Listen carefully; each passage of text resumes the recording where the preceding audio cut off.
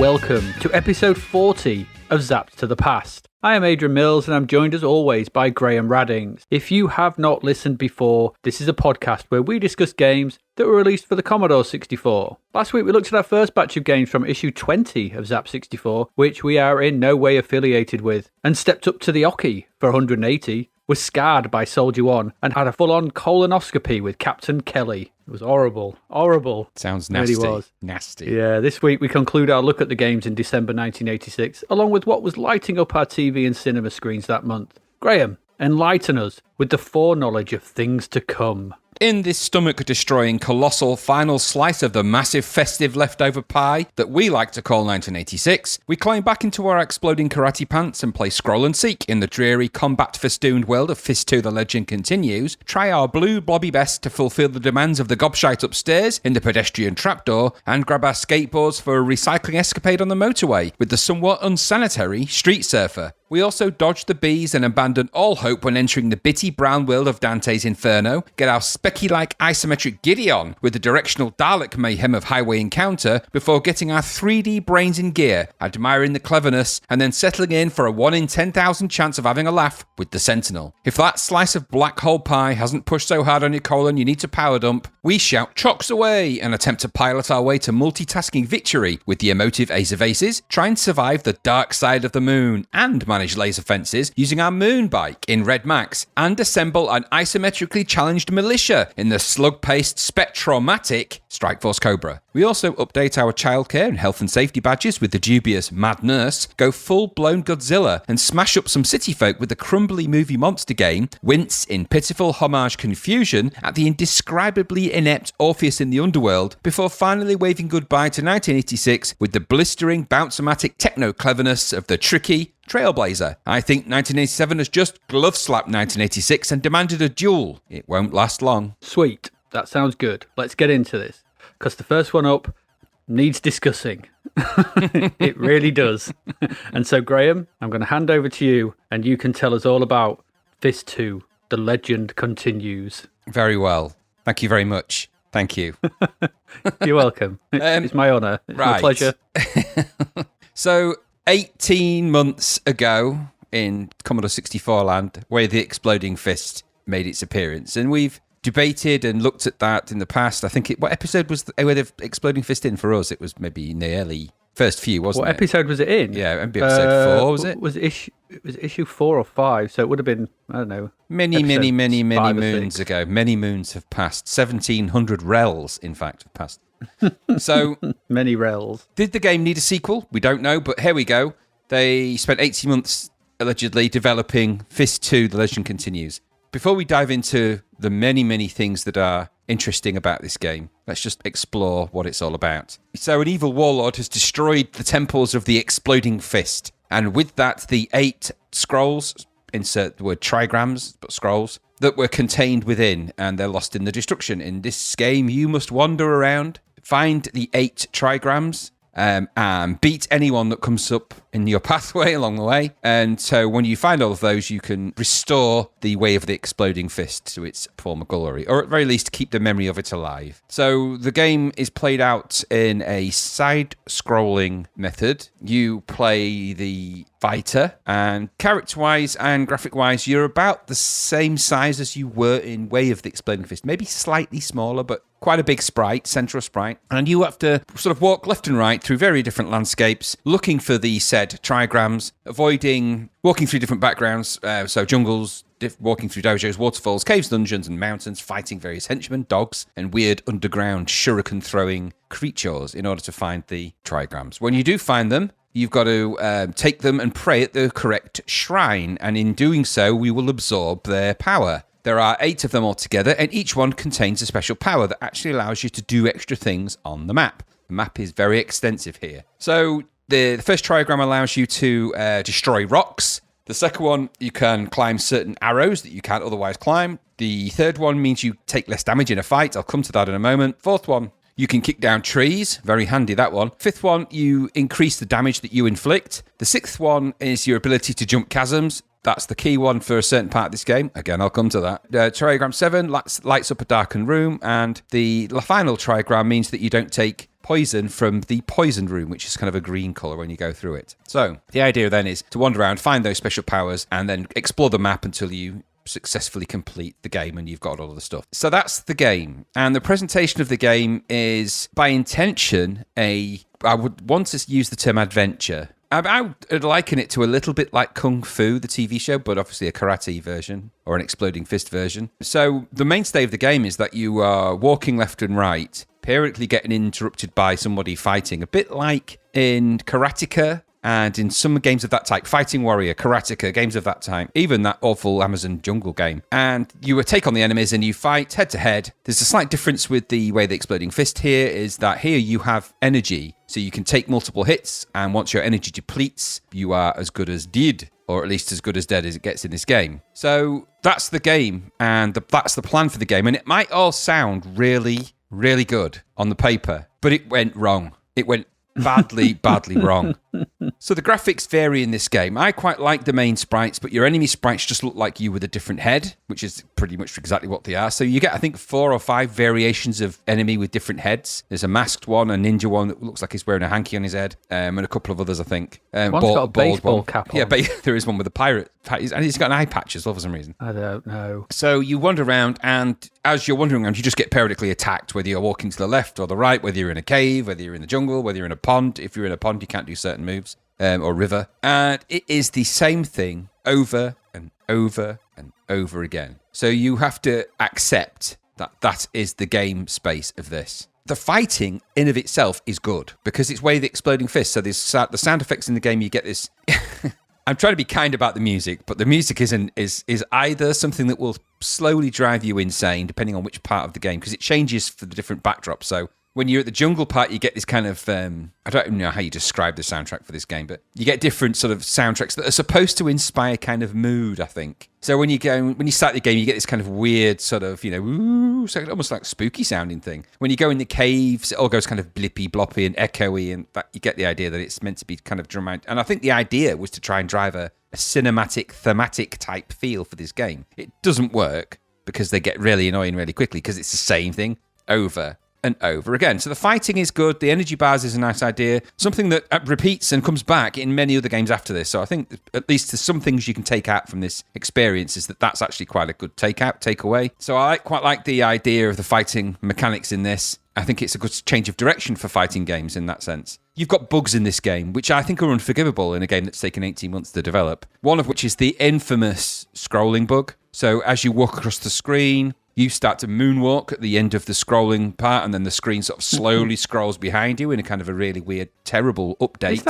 Hang on a minute, is that a bug? Because I just thought that was how they'd intentionally designed the scrolling. No, that's a bug. That's a bug in the game. Because if you press restore at the right point, you'll just float, and he just floats and carries on floating forever. That's how you get across some of the rivers later on if you don't know about that cheat. Ah. So there is that. So there's some bugs in there. Some of the enemy logic is weird. So if you accidentally go off a screen and come back, the enemy will reappear instantly sometimes, or sometimes they don't. And sometimes when you're in the caves, if you're fighting an enemy, because there's the effect is kind of, you sort of see caves and then you go behind some of them, which is a nice idea. But when you're fighting behind them, you can't see what you're doing. So you end up literally fighting with no view of what you're actually doing at all, which is kind of stupid. The moves on the joystick equate to the similar moves. I think they're all basically the same as Way the Exploding Fist. I don't remember there being any key differences. So there is that weird repeating of enemies. The backgrounds and the scrolling can hinder your gameplay sometimes. So it feels like you want this game should have been pacier and snappier, and it's not. And if you die, if you don't, get through it, you actually go back to the beginning of the entire game. So you could be 98% of the way through this game, accidentally fall or die, and that's it, done. And you're back to the start, literally the start of the game, which I think is soul destroying. And again, there's no saves. Thank God for the expert cartridge later on.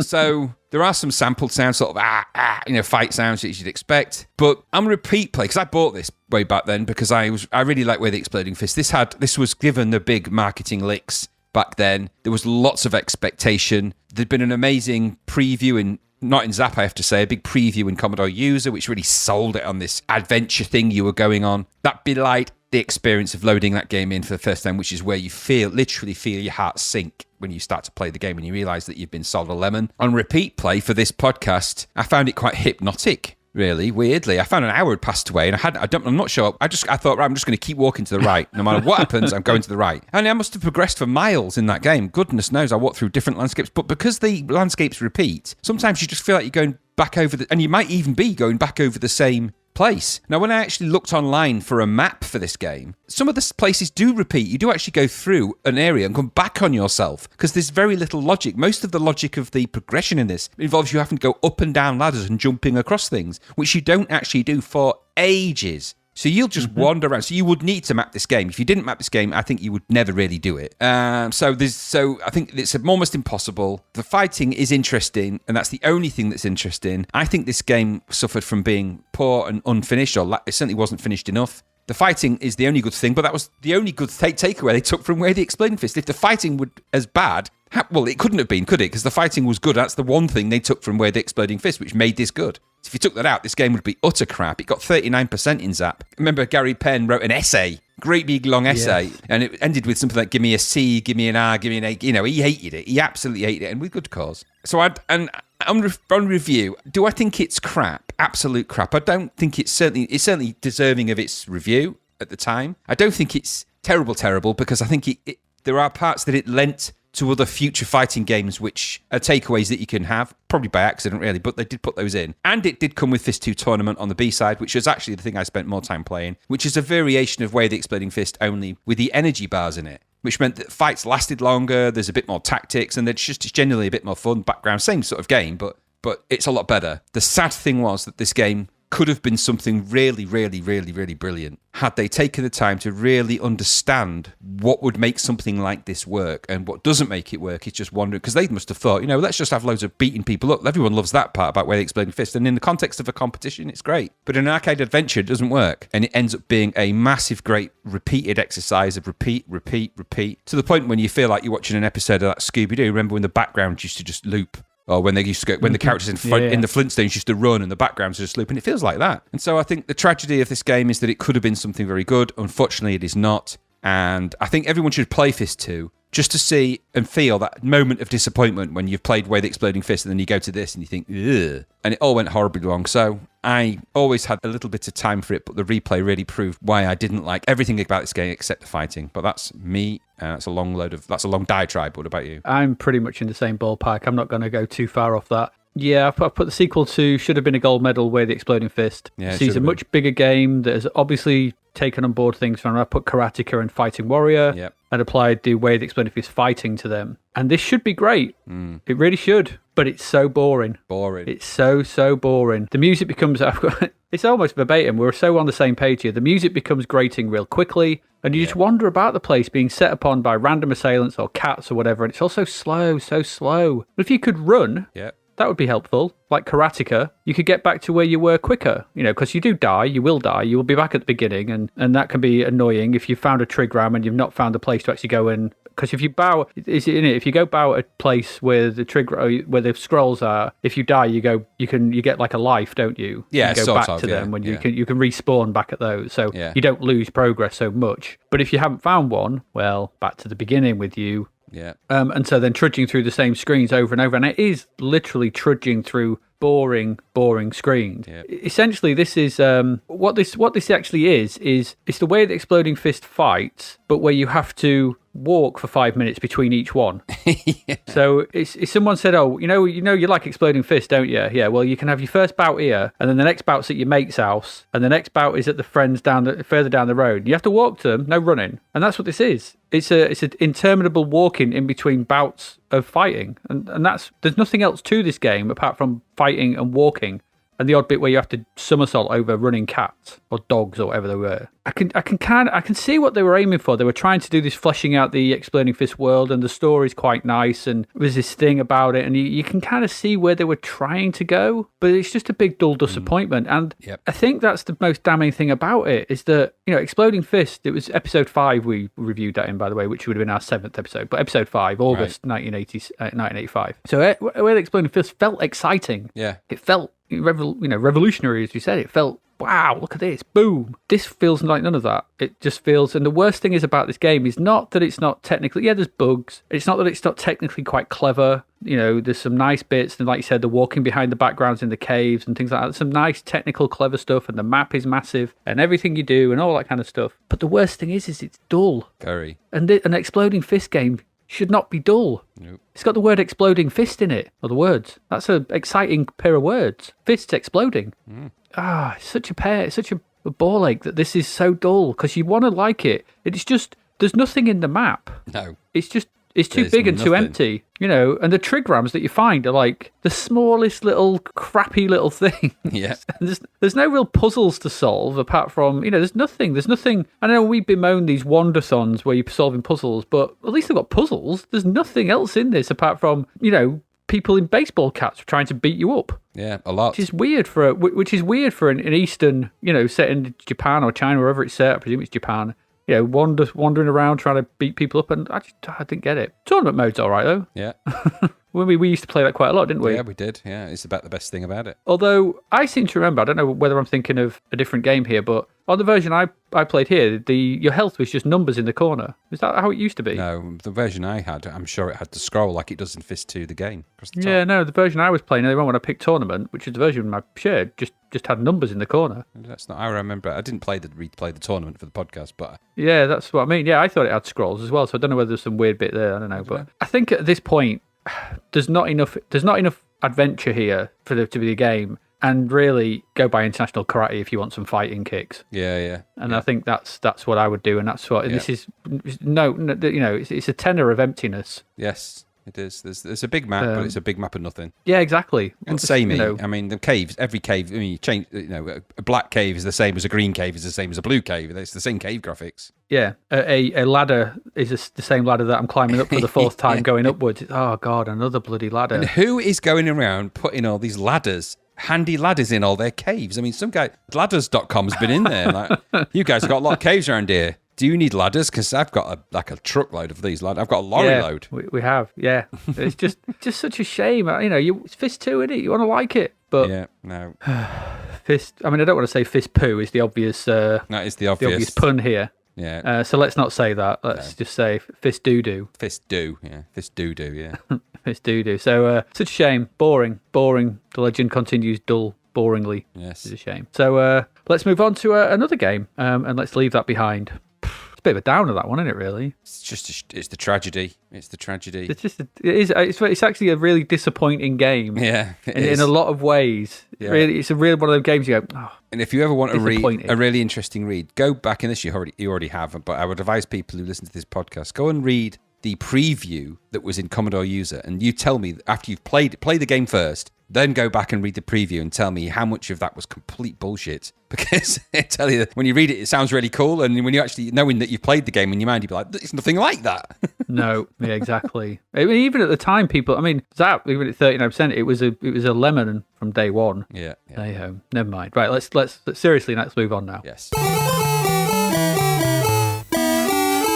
To our next game, which is, it's got 89%. Wow, this is Trapdoor. Trapdoor.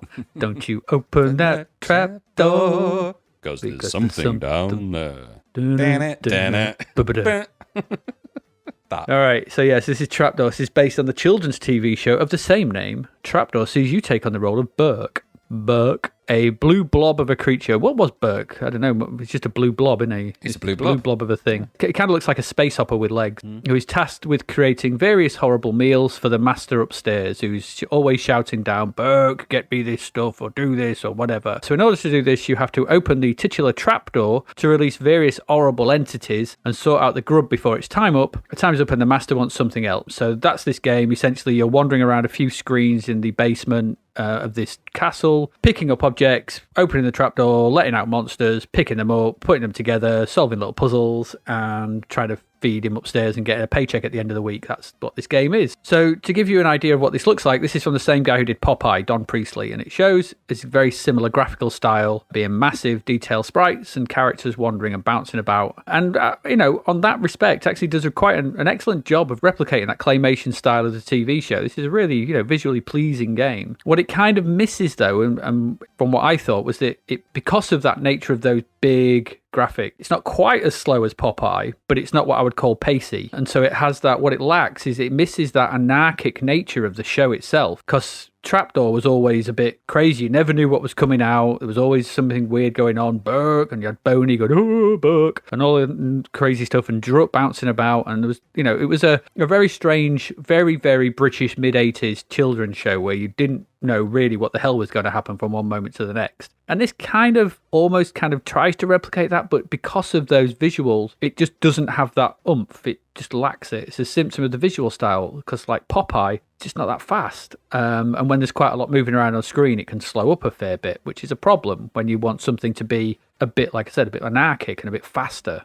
It's not bad. It's not as bad as Popeye. It's a better game than Popeye, I thought. And there's some nice puzzles, but I did run into a problem completing one of the puzzles. I'll come to that in a moment. The problem I have is just it's just a bit too slow and a bit dull and a bit treacly again. So you're just kind of wandering around, picking some stuff up. And once you've got past the nice visuals, there's not really that much here, I didn't find. So, and it just misses that madness of the show, which is what I really wanted in a game like Trapdoor. And I don't know if the visual style that was chosen was the right thing for this. I would have preferred something that allowed it to move at a faster pace and sort of had a bit more craziness to it. That's what I wanted. And I kind of broke it in the first puzzle because I picked up a worm and put it on the dumbwaiter and sent it up, but I didn't put the can on it. So he sent it back down saying it must be in a can or whatever. The problem was at that point I then couldn't pick the worm up off the dumbwaiter, and I got the can, and then I couldn't put the can on the dumbwaiter because the worm was there, and thus I broke the game. Oh. So that was problematic at that point, so that's why I stopped playing, really. It was alright. I mean, it's okay. I suppose if you didn't break the game, it would be okay, and if you like that Popeye thing, you want something a bit faster, and you're a big fan of Trapdoor, you might get something from this, but I just wanted something faster paced. What did you think? Pretty much the same deal, actually.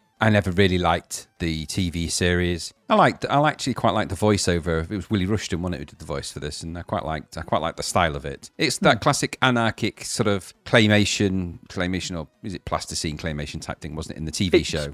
It's along those lines, isn't it? Yeah, morph style. Morph style, yeah. So plasticine, you know what it is. It's Aardman's type sort of deal. So I never was. It never really had much appeal to me, the TV show. So the game was never really going to be that interesting to me. The idea of it was sound enough, and some parts of it were okay. It was obvious that it was by, Popeye's creator, for want of a better description, which meant that it had big sprites but slow sprites, and it suffered from. And you could move in the same way, so you could move sort of behind objects and up and into things and move around and all that, just slowly and ploddy. So I thought it's exactly the same as you. It was it was ploddy and slow. I suspect it was probably better on other 8-bit machines than the Commodore 64 version, because I think it was out in pretty much all formats. But at its heart, I suppose, it is a Trapdoor game. And it did look like Trapdoor. The characters did look like it. It played out like a very slow episode. So that's what it was, yeah. So it was just slow. And like you say, the anarchic sense of it is lost in that kind of slowness. So it just became a bit boring. And, because I think you can actually, the idea is that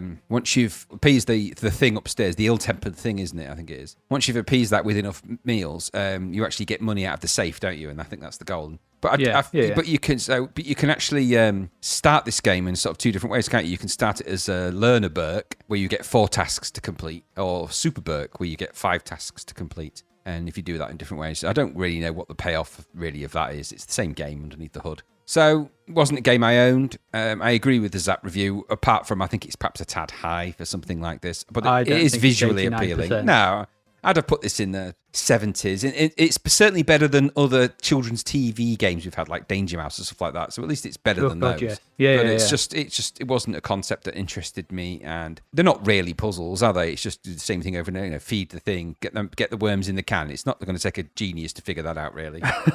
Yeah. So yeah, it was all right, but I think it was probably more of a 60% for me. And it had a version of the Trapdoor music in it, I think, but it was all right. It was just one of those games where it kind of sits in that middle ground, where it's neither really crap. It's not bad enough to be crap, and it's not good enough to be ace. It's just kind of sat in a middle ground of kind of average. Yes. It's not slow enough to be super slow. It's not fast enough to be quick. It's kind of just stuck in a limbo middle ground where, there's an irony to it being stuck in limbo, actually, which we'll come to later, but it's kind of stuck in a sort of a limbo, and it's neither good, it's not good at either, but that's my understanding of Trapdoor, so sorry, Burke, but you'll have to keep on appeasing that thing in your own slow way. Yeah, you will, because I'm not going to do it for you, not at that pace. So that's Trapdoor. I'm not going to say Trapdoor, that's too obvious.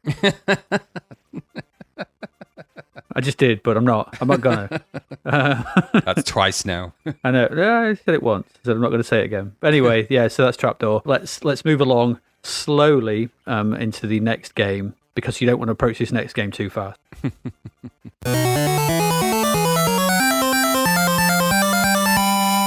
So Graham, you've got this one. It was a cheapie. It was Street Surfer. Surfer. Just so you can relive it, I've posted in the agenda. I've put the title screen up there at the top if you like it. Yes, I can see that. Where he's farting out a massive flame.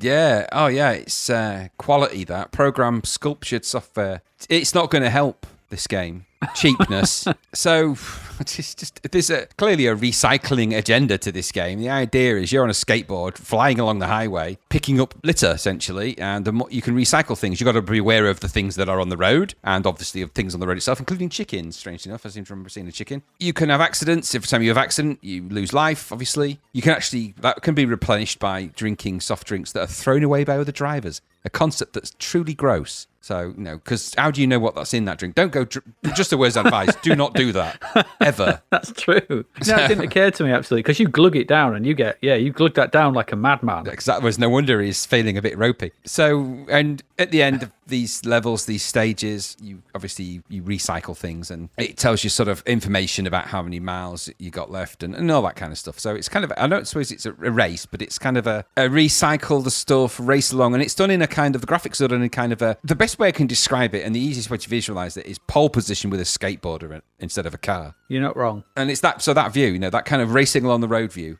So that's the game, and it's just crap. It's a stupid idea for a game anyway, let's be honest. But okay, so we've got a rocket-powered skateboarder now, it would appear, on a motorway. So I got run over in 1 second of starting the game. Within 1 second, by a car that came from behind me, just ran me over. And then as soon as I tried to get any speed up, it ran me over. Another car ran me over from behind.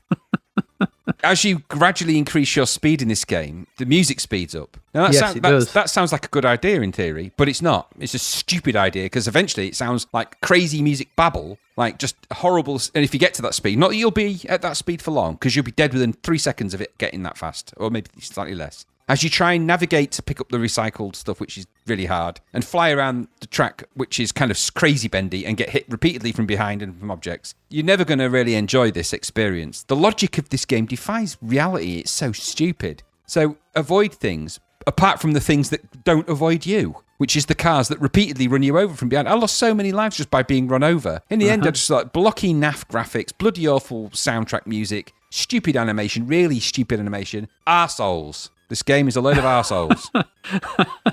So it took you a while to get there, but I'm glad you finally did. It's just I hated it. I hated everything about it. It was awful. I don't really like skateboarding games either. I hated it. It was crap, utter crap, utter crap. And never ever make a game where the music speeds up when you're on a skateboard like that again. Ever. Whoever did that, ever. Could you imagine if they did that in like Tony Hawk's or something? Any game where the music's just when it's not just If the thematic of the music changed to make it more dramatic, okay, a la Halo later down the line. But can you imagine if you played Halo and then you're in that final race at the end of Halo and the music just sped up?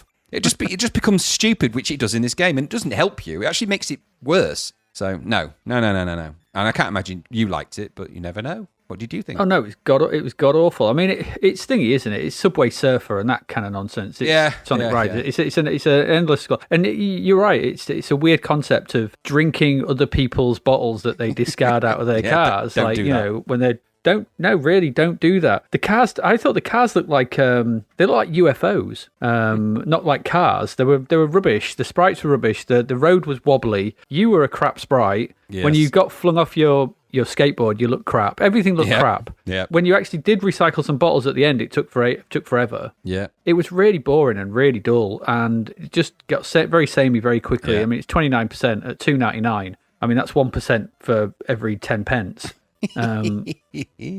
And I think that's too much. So shit. Why is there a chicken? Because it does in the instructions. It says something about there's a chicken on there, and you'll see why. I'm like, I didn't see why. Well, I that's, just saw that's a the chicken. joke, isn't it? What you're actually seeing, why did the chicken cross the road? Yeah. Yeah, I get it, but it was crap, and it's not a funny joke. It's not exactly. It's not a joke. The only joke is that you paid money for this game. That's the joke. You're the joke. Absolutely. It's the joke on the children. It is a joke on the children. Yeah, this is ConnellCochran.com. By Connell Cochran Software. It is, yeah. Could you imagine if he had a software, yeah, if they made software. They did, and it was this game. And they would use the Commodore 64 because it had loads of brown, like gravy that powered his automations.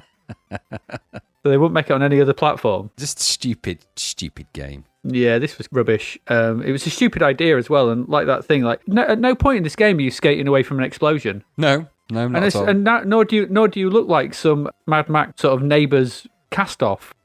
No, you don't at all. You don't look anything like that graphic. As you look in that graphic, it's just crazy. I'm not sure what's going on. And that skateboard has got no sort of power on it. So He must have the most powerful thighs and calves known to man to get up to a speed that is faster than a car. Yeah, and worryingly, I didn't notice it before really, but it says program sculptured software, then it says enhancements. What are they? Binary design. What did they do to enhance it? Because if they've enhanced something, that game must have been bloody awful if that's an enhanced version. Goodness I know. Me. I honestly they put the chicken don't know.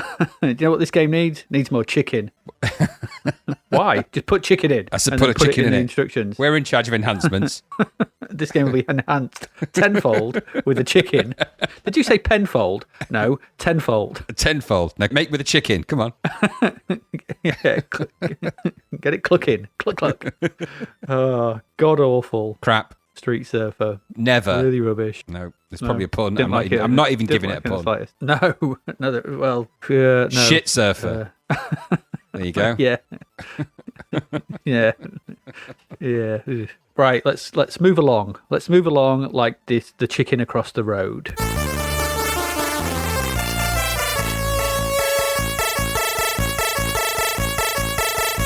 To our next game. We've still got loads of games. There's loads of games released this month, so we've got 3. There's still more coming up in this session. It's a shit ton. Yeah, so this one is a $9.95 game. This is Dante's Inferno. Now, I know you're a big fan of the original, the original text. I know you like that sort of thing, so please be kind on my pronunciations. Okay. All right. I'm just getting that up there. So I don't know if you pronounce it Dante Alighieri. Is that how you pronounce it? That's right. Correct. All right, Dan. So this is a game based on Dante Alighieri's classic story of the pilgrim's descent through the various levels of hell to reach purgatory. Is that right? Correct. Have I got this right so far? Okay. Yeah, all right. Purgatory, yeah. So, I put here nothing like a little light classical literature to spice up the game world. Yeah. That's always, good. You're going to go for it. Next up, next game is Homer's Odyssey, and then the Canterbury game based on the Canterbury Tales. Oh yeah, and then just follow that with the Bible. So, the game based on there is loads of games based on the Bible. There is rubbish. Yeah, so you play this pilgrim geezer, and you've got to traverse some levels. So these levels are what you've got to traverse. So you start off in Limbo, I believe, which is just it's Limbo, which is a very small maze with a cave entrance. And then you have to go down through various circles of hell. Circle 1 has the virtuous non-Christians. Circle 2 is filled with the lustful. Yes. Circle 3 are the gluttons. Circle 4 are the hoarders and the spendthrifts. I didn't think they would get along. It's a weird combo. They're both in the same circle. Get in that circle. Circle 5 is the wrathful. Circle 6 sees you having to pass the gates of Dis to reach the heretics. Circle 7 sees you in the world of violent sinners, and you have to pass the river of Phlegethon, the wood of suicides, and the burning sand. And while Circle 8 is called Malbolge, and it says evil pockets, but I just read that as male bulge, which is the equivalent of evil pockets.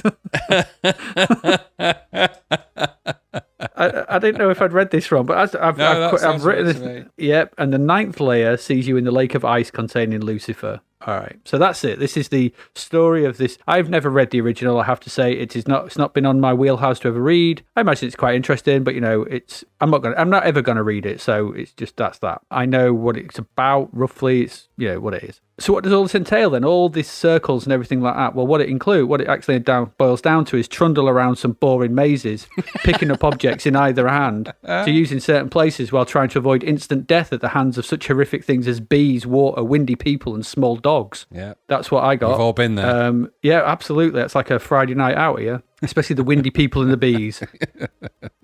They're all over the place. Can't get away from them. And water, especially if I walk into water, I'm just done for. I don't know. You said you were looking forward to this game, and I could never quite understand why, because I don't have fond memories of this, and those not fond memories, were just reinforced upon playing it again. This is not an enjoyable game. It's really dull again. This is an episode of dull games. It's got dull games, and the music. Oh, it's like Denton Designs, who made this, teamed up with the Fist 2 people and just made Dullsville. And we says, how can we make it worse? Oh, we just make music that grates on you like nails on chalkboard. I hated it. Just really didn't like this game. It's just a couple of minutes of that music, and it's like ding, it's like, oh, shut up, please shut up.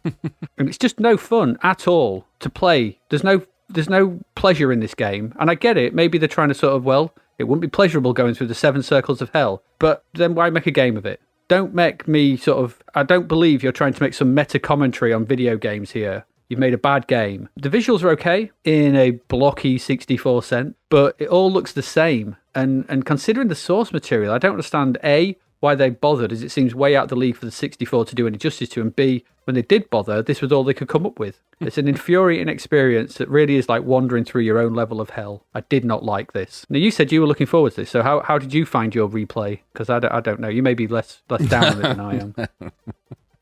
I look forward to it because I actually quite like the music in this game. I quite like that Baroque tonality to it, and that's as much as I would go. And I remember the first couple of levels. Wouldn't matter, would it? Because they're all the same, really. So, yeah. Every circle of hell in this game looks identical to the last one, except you're attacked by varying different weird shit. Mm-hmm. It belies the entire epicness of the Divine Comedy, this game. Yes. It just, So what they've taken the kind of, someone went, have you read the Divine Comedy? And someone's gone, no, what's it about? And that's how this game came about. So this is like the TLDR version of the actual Divine Comedy, which, by the way, is an amazing thing. It's the Divine Comedy for dummies. Yes, it is. And so take all the really important parts out. So Virgil's an important part of Dante's Inferno, the guide that you have, the poet guide that takes you through all the various circles. You don't bother with that. Just make it about a single guy who's got deep pockets running around in a kind of this game. No, I didn't like it. It didn't convey anything really meaningful about Dante's Inferno. It didn't really need to be called Dante's Inferno. It could have just been a sort of, maze game. Hell maze. Yeah, there was parts that made me laugh out loud. For some reason, every time I got attacked by bees, I just kept thinking of not the bees. Every time, and that gave me a chuckle for all the wrong reasons. This would have been better if you were playing Nicolas Cage. It would have been. Maybe you were. It made me laugh that every time you went, this game is basically just go down. That's it. Just go down. As you work your way down, there's another doorway. Go down. Just go down through that, and it's just keep going down. And I guess you're descending into, the circles of hell and all that. You're not really. Hell is, for some people, I imagine, this game, which is just an endless cycling repeat of this first level with varying different crap monsters in it. I thought it was naff. Yeah. There's just funny moments in this game. At one point, the maze makes no sense, and I don't think you can actually get to the point where you need to be. It's ridiculously hard. So the point when you're in reality never going to make it. You're never going to make this through to Circle 9, which is the lake of ice where Lucifer lives. You're never going to make it there. You're certainly not going to get past the male bulge bit with the demons in it, let alone Medusa and the Heretics and all the stuff. I was really hoping that when I got there, it was David Bowie. I don't know if it's male bulge. I'm just going to call it male bulge or malbolgia, but it's actually just for me now, forevermore, it's just the male bulge.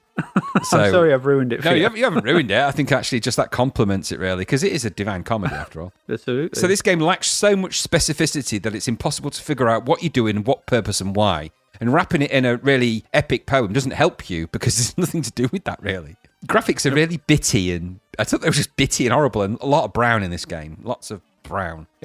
My idea of hell, if there is such a thing, would probably be fire and brimstone. And as you get further down, it gets more reddish and brown, I guess. A bit like, if you have really hot curry, you're going to suffer from brown down below and red. That's what happens here. The music is kind of classical, baroque. I quite like the music, Fred Gray's music for this. It's the only decent thing in it. The game just lacks the depth that material it's based upon provides. And because of that, it's just a dull maze game with very little to it, and which I didn't like. I think it's a bit of a rip-off for the money. Go and buy the book and read that. You'll get far more from that. This is a 14th century, classic piece of literature. So go and get that, read that. It is written in epic poem style, so it's not pick up and go. It ain't easy to read type with no big words. It's complex stuff. But go for that, because if you play in this game, you will be abandoning in hope. So yes. Abandoned hope, all you who enter it should have been on the cassette inlay. Yeah, because it felt really cheap in places as well, because it is. It says that, doesn't it? It says abandoned hope who enter here on the beginning, then it scrolls across. Yeah. But it's not smooth scrolling. It's it's character. It's just a character. It's moving across a character at a time. Yeah. And I was like, you're not even doing that in a nice, smooth scrolling effect. No, it was particularly boring and dull, but there you go. Yeah. And why can't I walk over rocks? Good question. Just dreadful. Yeah, no. This is not a good start to this episode, and I'm not sure it gets much better. No, it's we're descending into our own circles of hell here. We really are, sort of thing. So I don't want to go to the male bulge, thanks. I'd rather not. Bulge. Well, that's like when you said, having a curry sort of thing. That's evil pockets. Yeah, well, the way you controlled objects in this game was weird, wasn't it? Because it kind of cycled through your pockets. It was ever so strange. If you press the fire button, it sort of rotated through your pockets. It doesn't matter. What are you supposed to do with those objects? I was clueless. I picked something up and right, okay, what do I do with that? And you just have to stand with it at some point and hold it out. And you think so? In some instances, you do, like paying the ferryman to go across the river and all that. But yeah. When I was reading about this, apparently some of the objects from the beginning of the game, if you don't pick them up, you have to go back for them because you need them at like Circle 7. So you got to go back to Circle 1 to pick up an object to go all the way back through to Circle 7. In other words, it's not going to happen. Sod that. Yeah. Bugger that. I think old Lucifer was sat in the game design room for this game. And I'm like, all right, we get it. So this is Dante's Inferno. There you go. Yes, good one. There's nothing we can't pun. No. Here we go. So let's move on quickly. Let's leave that circle of hell and move into maybe another one. I don't know. You tell me.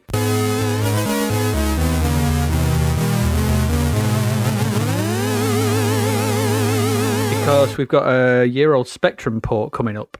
Yes. And it's quite a classic Spectrum game, this. I think it's quite highly regarded on the Spectrum. This is Highway Encounter. So, Graham, tell us about the encounters on the highway encounter. When it loaded up, I was like, oh, God, isometric Spectrum port. They send shivers down my spine at this point. However, this one ain't bad. This one ain't bad at all. It's quite a neat little strategy action game. So, you play it in an isometric view. You've got to basically guide a bomb along a sort of a stretch of road, essentially, or some kind of roadway to the sort of end bit, so the end. And I think I don't know how many screens you have to go through. I think it must be 20 or something. 30, I'll say. There's quite a few. So you have to sort of navigate your way through by guiding this bomb along, and the bomb sort of sits in front of you, and all of your little men sort of stand in a row behind it, and certain objects get in the way, and your person that you're playing, they're your extra players, aren't they? They're your lives, essentially. Extra lives, yeah. So your extra lives sort of sit behind you in like a line, and you have to go ahead and move things out the way so that your bomb can be travel unhindered through the progress. And obviously there's things in the way, barrels, things that destroy you, explosives and other enemies in the way to try and hinder that from happening. So you are Vortron, I believe. And I thought you looked a bit like you're a robot, essentially. And so you've got to, the idea is, the way it works is it's constantly moving. So the bomb is constantly moving unless something is stopping its progress or something is hindering it. And so it's being pushed by you. So you and the Four Vortrons, which made me feel like it was a band. So welcome, the Four Vortrons. There we are. Bobby, Alex, Robbie and Jim. So the game is, because you can travel ahead of the bomb and clear the way. So that's kind of the way the game works. So your bomb is always going to be on the move with your fellows behind it. You've got to sort of travel ahead, clear the area, clear the way, try and think about the logic of it, because you can change the path of it. And if the bomb is left in an unsafe location, it's possible you can just lose your lives. Bam, bam, bam. So you've got to really think about how you play this. And once all your spare lives are done, then you're done for. So that's kind of the game, and there's some really neat touches in this game. So it's, for starters, even though it's an isometric 3D looking thing, there's actually a combination of graphics sprites in this to give it kind of a 64-ish look. So there is kind of a nice pace to it. It's quite fast, and it does play that way. So it's kind of a half and half, but a quite good one. I personally found the controls were a sodding nightmare in this because it's rotational control. So it's not up, down, left, right, which is kind of what you might expect. You actually rotate Vortron on the spot and you can sort of move him at angles. And he's actually it's not just up, right, or I suppose you'd call it up, down, left, right, or the isometric equivalent of that.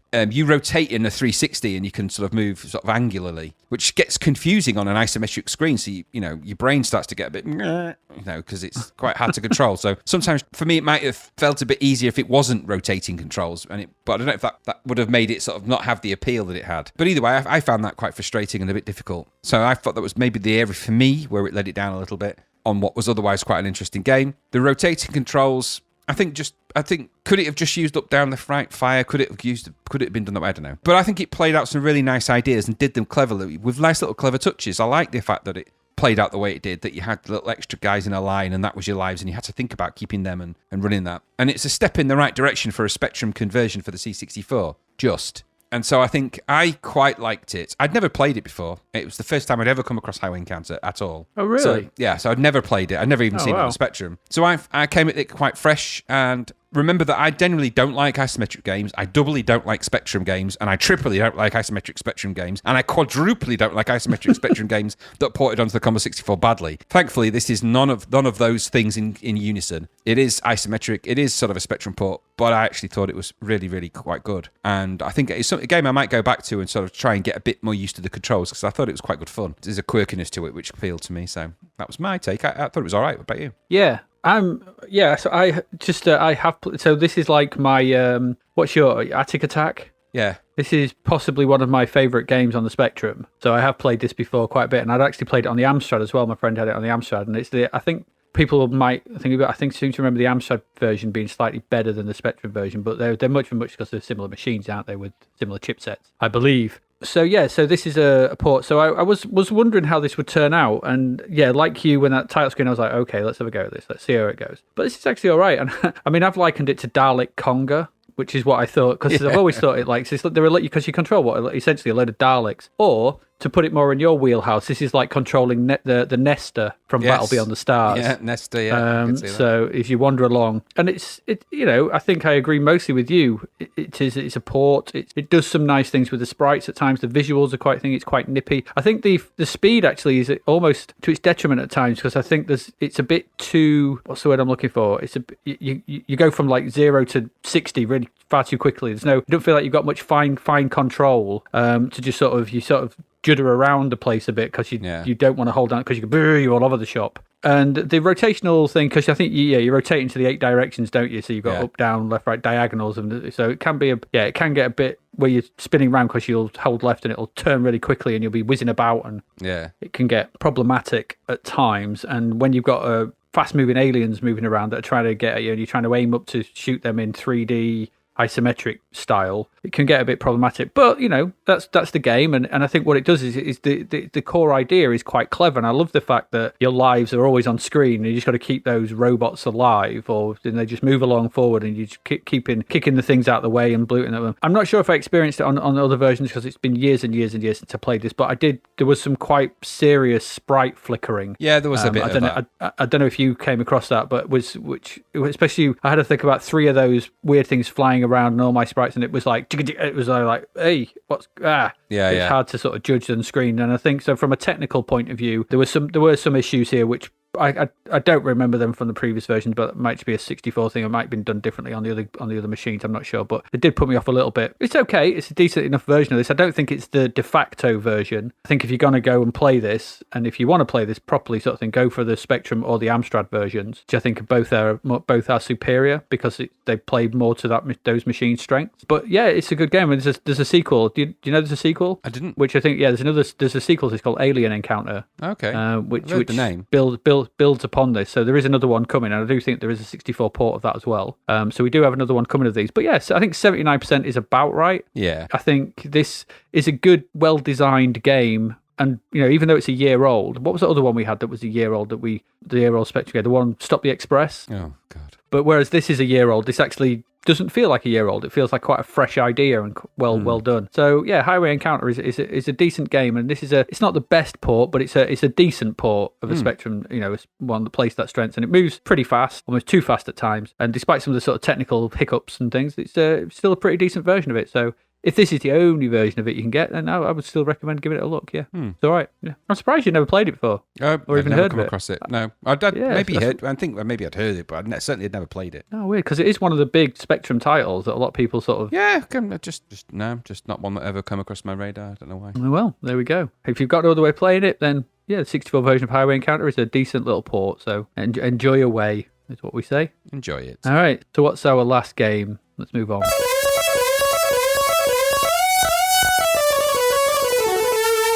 Our last game for this section, well, it's the gold medal. It's another gold medal. But why is it a gold medal, Graham? Why? Well, because it's got no rating. It has no rating, no. There are no ratings. There's no scores for this. They didn't feel it was fair to rate it. They got lots of. I do believe. I seem to remember in later issues of Zapped, there's the issues coming after this. There's a lot of letters about this. Like, what are you on about?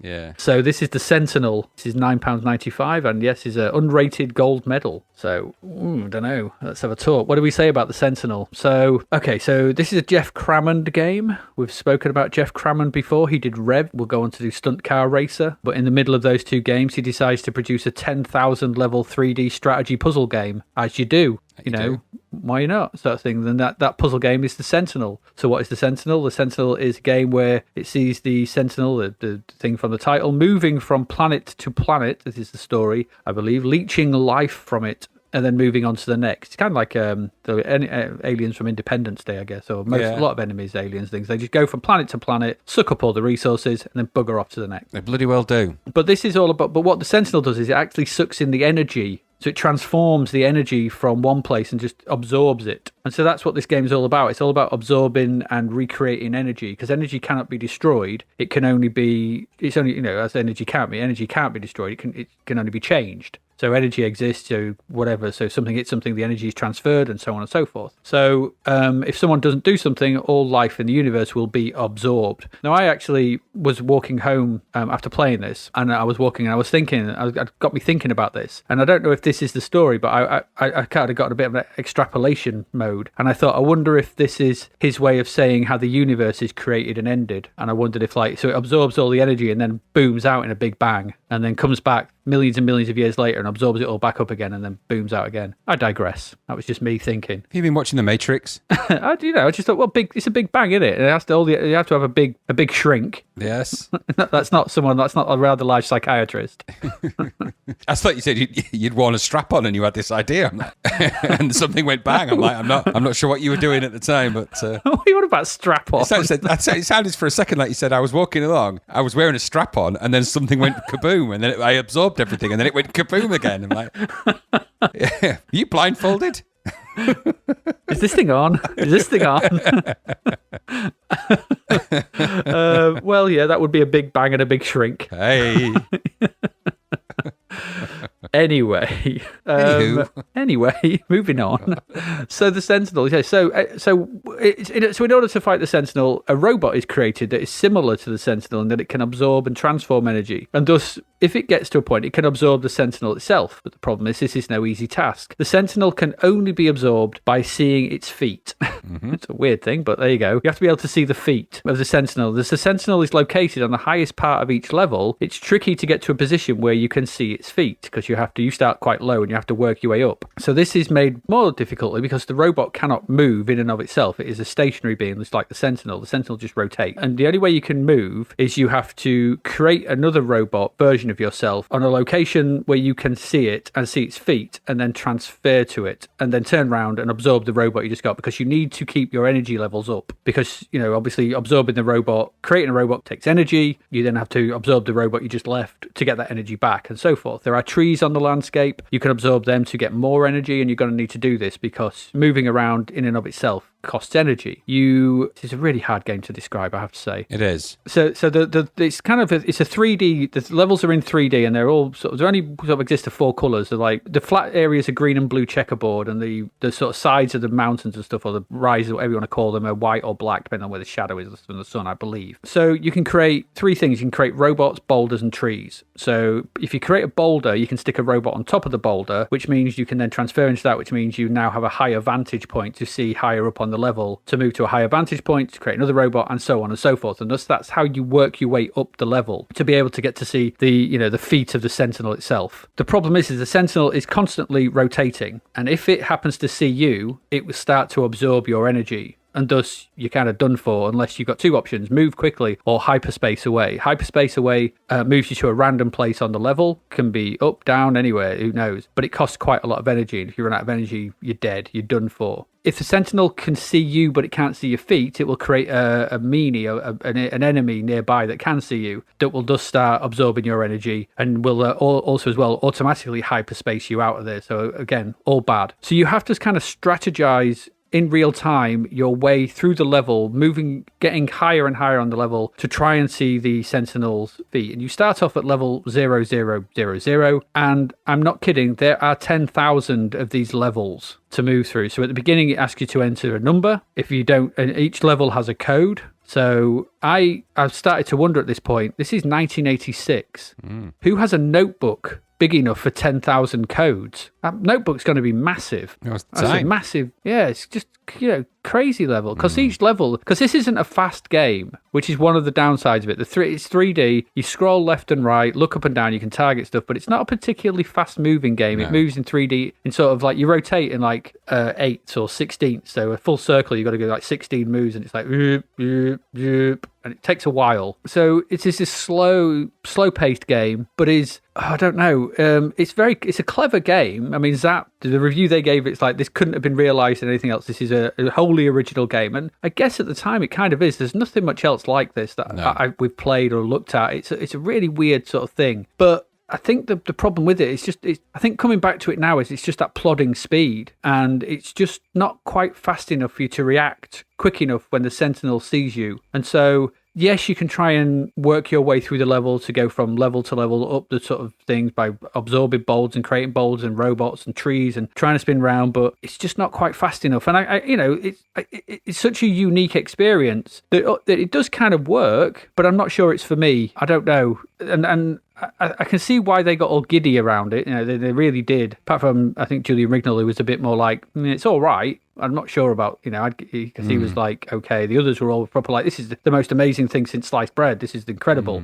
And I can, there's something new has arrived sort of thing. It's like the Sentinel itself, and it kind of just came, and I'm not sure. So it's a hard game to kind of talk about because there's not a lot else like it. Trying to describe it is hard enough. Trying to play it is, you have to enter into an agreement with the game itself. Because, right, I get you. You're not going to move fast, and it's something I'm just going to have to put time and perseverance into. And you do, because each level is a challenge, and you will die quite a few times. So I cannot imagine the process. I mean, God knows how long the YouTube playthrough must be of this for someone getting through all 10,000 levels. It must be massive, but that's what it is. That's what this game is. So I don't know. It's a hard one to sort of judge or give any kind of concrete.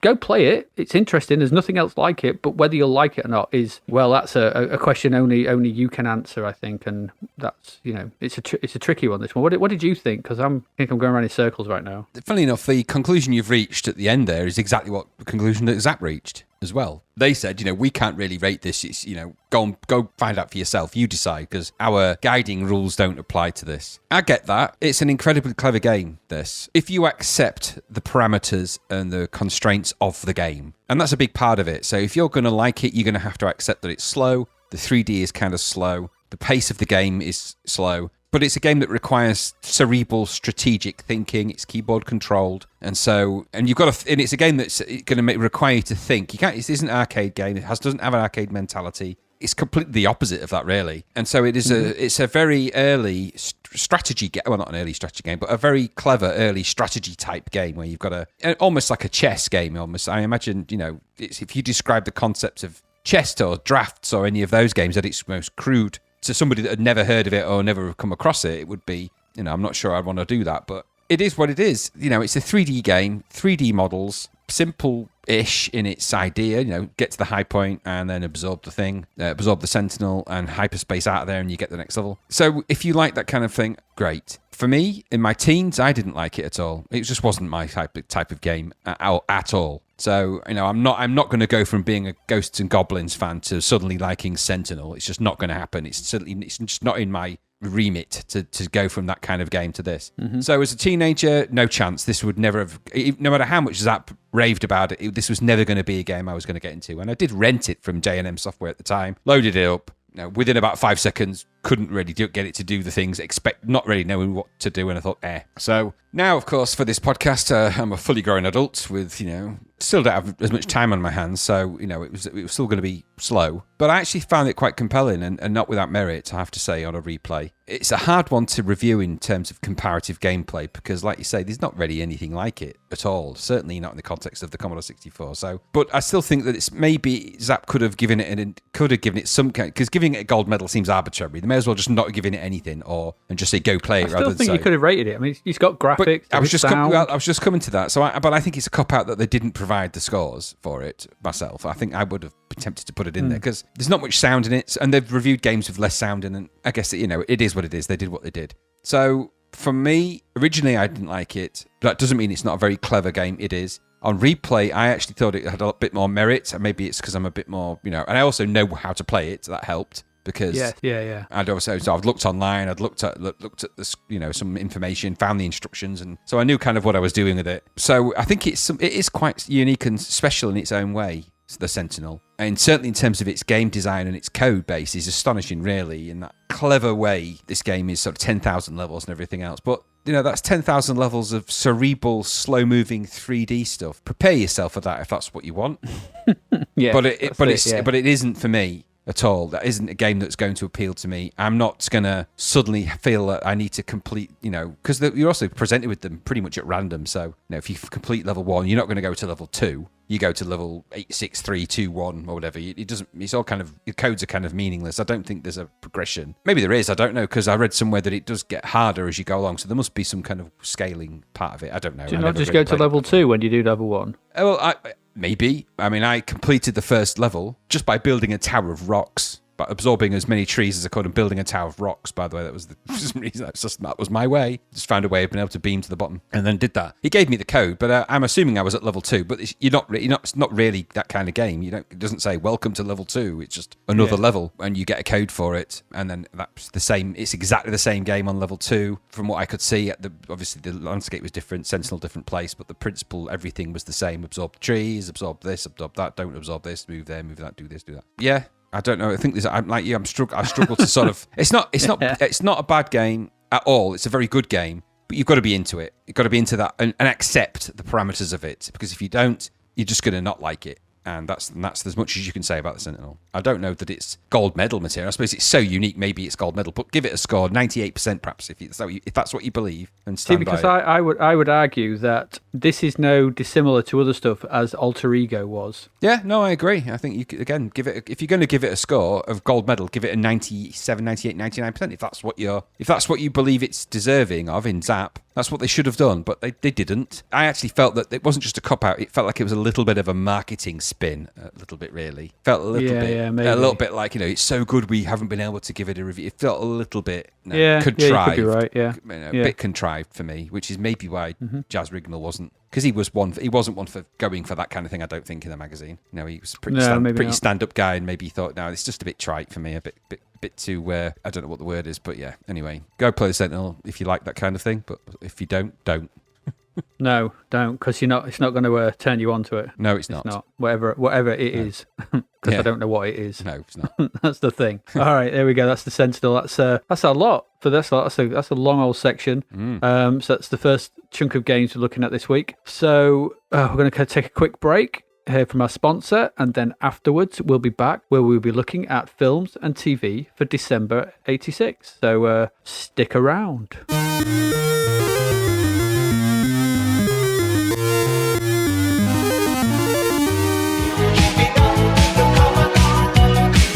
Thanks to our sponsor DavidHearnWriter.com, where you'll find stories influenced by classic games from the Commodore 64 and Amiga. His next book, Escape from the Commodore 64 is coming soon. While it might not be fun getting stuck inside your 64 in the 80s, at least the music was better. Join Sarah and Nell as they try to escape during a time when Aha, ELO, Duran Duran, Icehouse, Madonna and Kim Wilde ruled the airwaves. Oh, and how could we forget Jennifer Rush? Easily, it turns out. Visit davidhearnwriter.com, that's David, Hearne, writer.com to find out more.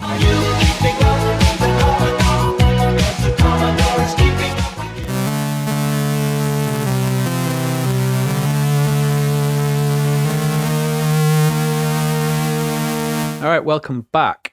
So let's go and look at some films and TV, yeah, let's do it. Films and TV for December 1986. Christmas period. What is the Christmas period delighting us with? Well, on TV, on the 6th of December, Doctor Who concludes its The Trial of a Time Lord story arc with part 2 of The Ultimate Foe. Dun, dun, dun. This would mark the final televised appearance of Colin Baker as the 6th Doctor before he was abruptly fired from the role. He was indeed. Well, yeah. In fact, he was, yeah. No way around that. So. Didn't we speak about this before, where the crew said if he comes back, we'll never make another one? It was kind of. It was a combination of factors that all came together for poor old Colin Baker. He wasn't particularly liked by the fans. He was very, very much a Marmite Doctor. Didn't really endear himself to them when in the very first episode where he appeared, he strangled his assistant and threw around the TARDIS like a rag doll, which is quite an amazing episode to watch because it's so bad, but that's what he did. He attacked his own assistant. First time a Doctor's ever done that. With Perry, poor old Perry, got strangled and thrown around and beaten up. So a bit weird. Did they get killed? No, Perry doesn't get killed, but the Doctor is going. He's just changed into Colin Baker, so he's just transformed into the new Doctor. He's still finding his mojo, as it were, and for some reason he just attacks his assistant. I can't remember the context of it now, but he attacks her in the TARDIS and sort of just tries to strangle her because for whatever reason he gets quite evil. It's really strange, actually, that episode, and from that moment forth, also there's a number of factors outside of Doctor Who that came together. The producers didn't like him. I think at that point as well, I think Michael Grade took over the channel at one point, and I think he had, I don't know, you'd have to do a lot more digging into it than I have, but I seem to remember there was some issue with Michael Grade and Colin Baker's wife, I think, allegedly. I think there was some issue there. I don't know all the details. Anyway, that was his final appearance. Fondling of a sonic screwdriver or something. Something like that, yeah. I think he just wasn't liked. And what is interesting, actually, and I'd say we talk about, I seem to talk about Doctor Who a lot in these bits, but one little final thing that is interesting is that Colin Baker's remit was to not portray the Doctor like the other Doctors did. He was meant to be portraying him as kind of more evil and kind of more self-absorbed and more paranoid. That was his remit. They said to him, don't play the Doctor like a friendly, silly Tom Baker character or John Pertwee or any of these other Doctors. Play him like he's got problems, like he's not very nice. We want a version of Doctor Who that isn't very nice. He's not a nice person to be around. He is very selfish. He has wandered the universe on his own. So I think Colin Baker took that so seriously that in the first episode he tried to kill his assistant, which was perhaps too far. Especially if that wasn't in the script. Yeah. Colin, what you doing, man? Man, Colin! I say every time we talk about Doctor Who, go watch the episodes up until Colin Baker disappears. I mean, at the end of the day, they killed it because they brought in Sylvester McCoy. I'm not going to talk about that, but it's worth watching some of the Colin Baker episodes just to see, because he was told to portray the Doctor differently. You got to remember that when you watch those, because everyone had got used to Tom Baker, and then he was replaced by Peter Davison, and they were both kind of humble and nice and meek, and Tom Baker especially, Jelly Baby and all that kind of stuff. And then Colin Baker came along. And if you actually watch it and in your mind take in the context that he was told not to be like the others, it actually puts a different spin on when you watch those episodes. So, and they're all on BritBox at the minute, so it's definitely worth revisiting a few if you like that kind of thing, which I do. I obviously do. Yeah. Yeah. Wholesale. Definitely. Yeah, do. Absolutely. Massive fan. I'm wearing my Doctor Who outfit right now. He is. Only the top half, though. That's not a sonic screwdriver. I know. That's why I've got the long. That's why I've got the long scarf on. What is that buzzing sound? For a modicum of decency. Speaking of decency, 11th of December, the IBA announces that BSB has been awarded a 15-year franchise to operate a satellite television service in the UK. Oh, BSB.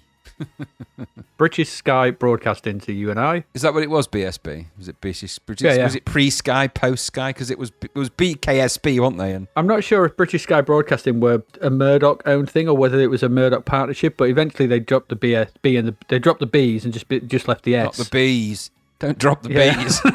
The B's went off to kill you in that rubbish game, and you were just left with the SS. I remember BKSB, and I remember... They're trainers, aren't they? They could be now. And I remember B-Sky B. Yeah, that's what it was. BSB was B-Sky B. But I remember there were two warring factions, weren't there? There was the dishes on the side of the house, and then there was another company that had dishes on top of your TV. There was the square dishes, square ones. Squarials. Yeah, Squarials. Goodness me, it's taking me back. And then Sky won.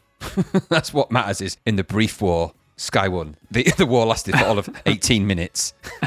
It's like the war for Denmark. War for Denmark with Tesco. When Tesco invaded Denmark, yeah. The war between Tesco and Denmark lasted 2 hours. Yeah, it's the same difference, yeah. I just remember. And there we are, Sky TV still exists. They've just released their own version of a television, weirdly, just out of the blue. Yeah, have you seen that? Yes. Sky Glass, yeah. Yeah. That's why they call me Mr. Glass. It's not going to last. Well, I find it a bit weird, that, because if you... I don't know the ins and outs of it, so I haven't looked at this, but No. if you buy that Sky Glass and you then cancel your Sky subscription, does your telly stop working? Who knows? Who knows? I mean, could you plug a Freeview into it or whatever? Or I don't know much about it. It looked like a big telly to me. It seemed like an amalgamation of things that needn't be amalgamated. Bit like Amstrad went through a period of amalgamating all sorts of weird crap in the 80s. No. Well, that's Amstrad's always. Do you mean been like people don't need a sandwich toaster micro oven or people don't want to write emails from their fridge? That's what I mean. Amstrad were famous for it, weren't they? They just got 3 or 4 technologies and bolted them into one unit, wrapped it in some kind of malformed plastic, and there you go. There it is. It's the telecom radio watch torch battery power. And it was just one thing after another. They kind of did it when they took over Sinclair, didn't they? They immediately bolted and put it in an Amstrad box and bolted things to the side of it, like disk drives and tape. The cassette was molded into they merged the Spectrum with a tape recorder.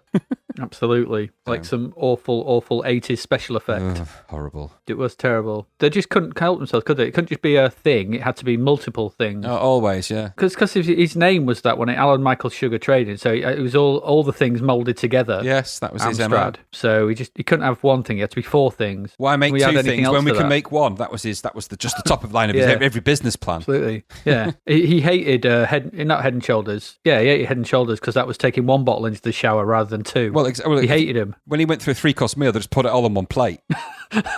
So you got your starter, your main, and your dessert. Poof, there it is. Hey, that's how I like my food.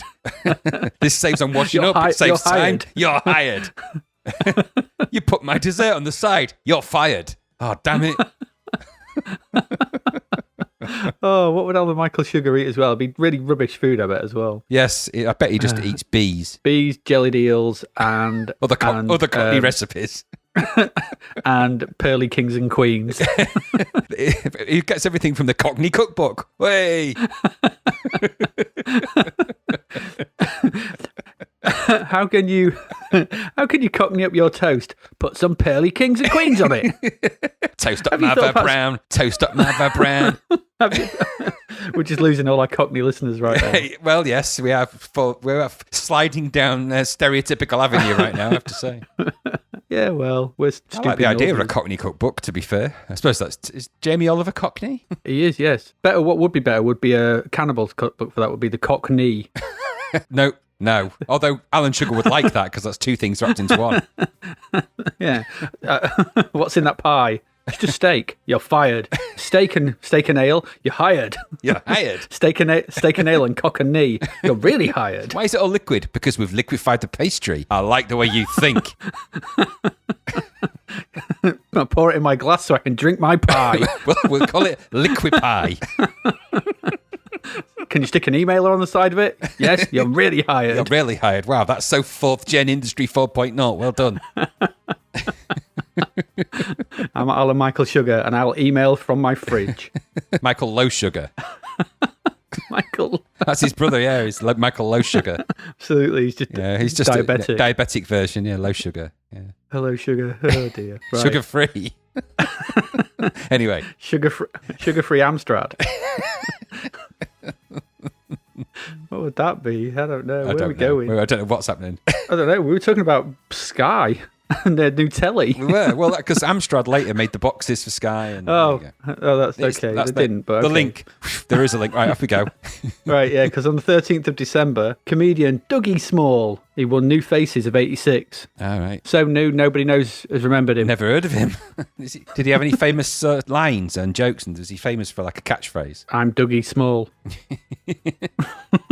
I don't know. I've never heard of him. I'll tell you what, it must have taken him a while to think of that. Hello, everyone. I'm Dougie Small. He's hilarious. Absolutely. That's all he's he got said. wellies on. He won New Faces because he actually had a new face. His face was brand new. It was freshly opened. So It's freshly made by Amstrad. it was, yeah. It's an amalgamation of the front of his head and the back of his head. And an email where an ear should be. Yes, and he had a Wi-Fi connector. We don't want to talk about where the plug for that And a was. small vidi printer where his other ear should be. And he could just like print out the football Exactly. results. You could just push ticker tape up his nose and it could program his brain. Absolutely. He ate punch cards. And could read discs with his lips. Just put them in like, Yeah. there's good information on this disc. That's how he won New Faces, clearly, because Or with his compass finger. He could play records. I was thinking like a compass where you would like navigate. No. Compass where you draw a circle. Oh, it just conjured up an idea of Dougie Small as Rambo, and he just all the gadgets were built into him. So Go gadget Dougie. yeah, he was his own survival knife. He just he opened, he could turn his toes over, and then they had like instruments on the bottom for helping him survive. Well, he's small, so you could take him with you. He'd be handy on any adventure. Yes. Good old Dougie Small. An adventure like our next thing. An adventure where British television premiered Don Coscarelli's fantasy adventure, The Beastmaster. They did. On BBC One on the 13th of December. Well, The Beastmaster's quite a film, isn't it? You made me watch that today. I'm not sure I can forgive you for this. They took the time. It came out in 1982. I went to the cinema to see this. No, I mean, don't get me wrong. I mean, at the time, BBC took the time. This is 1986. It's taken 4 years. Oh, I thought you said I took my time in watching it. No, no. 40 years. I knew you'd watch it in the end because after I'd sent you those animated gifs of Dar waving his sword around, I thought he's going to watch that because he's going to want to know more about those milky thighs of Dar. I remember those milky thighs of Dar from seeing the film. There's some really, really good stunt doublage in that film, though, I have to say. The bit where he slides down the side of a mountain, the side of a rock, and it's just clearly a 50-year-old man. Yeah, I wouldn't say it was good stunt doubles. I think That's what I mean. That's the stunts best kind of themselves stunt are good. doublage.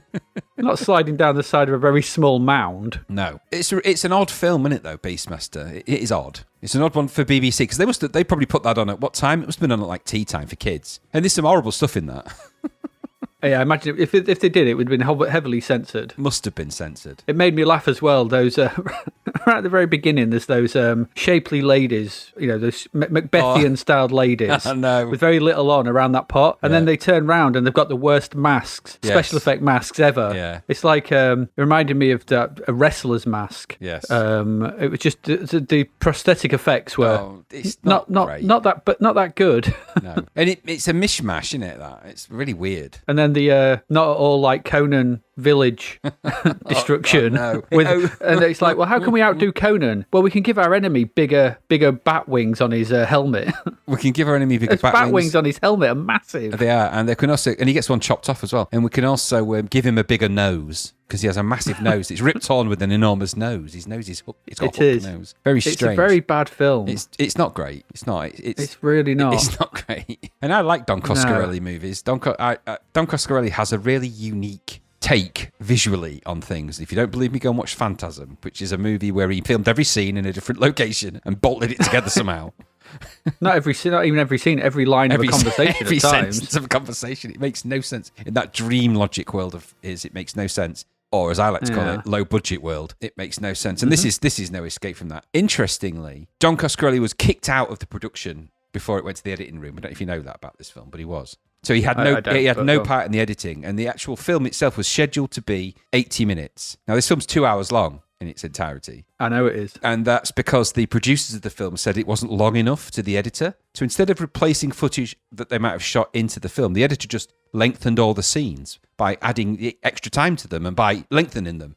So the reason this film feels drawn out is because it actually was by the editor. So it shouldn't be 2 hours. Some of those things, so you watch it and you think, that seems to be going on for ages, that scene. And that's because it's too long, and it deliberately. So that's a true fact. That film was shot with a certain way to look in mind, and then the editor was like, make this longer, it's too short. And he's like, okay, but there's only one way I can do that. I'm lengthening every shot. So he did. So there's like weird bit at the beginning as well, like who carries around handy hook nooses just to hang yourself with? Why did what I didn't understand what power he was demonstrating at that point. You just reduced your body count in here, your henchman count by 2. Yeah.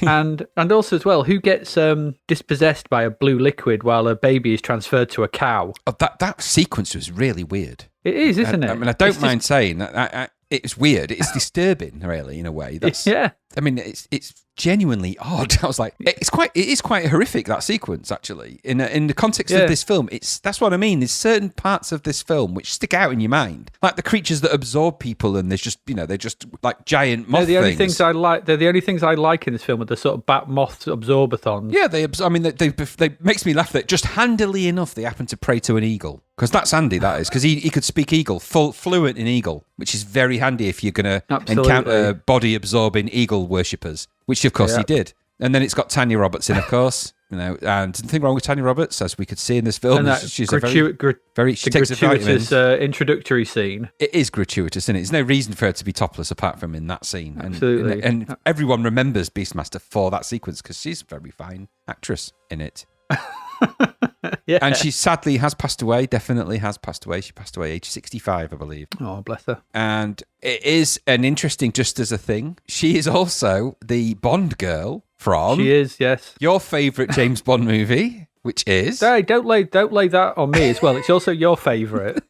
It is the favourite of this podcast. I think if we had a word cloud of the amount of the words we've said the most, A View to a Kill or Roger Moore's Brown Coat Adventure would be massive on that word cloud because we've said it loads. It would. So it's Roger Moore's A View to a Brown Coat.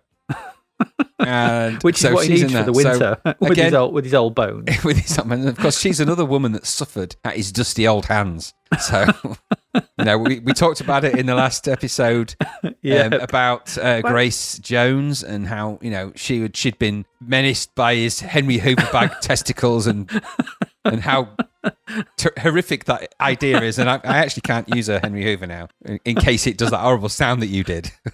Which is just unnerving, to say the least. But now we've got another woman that's suffered.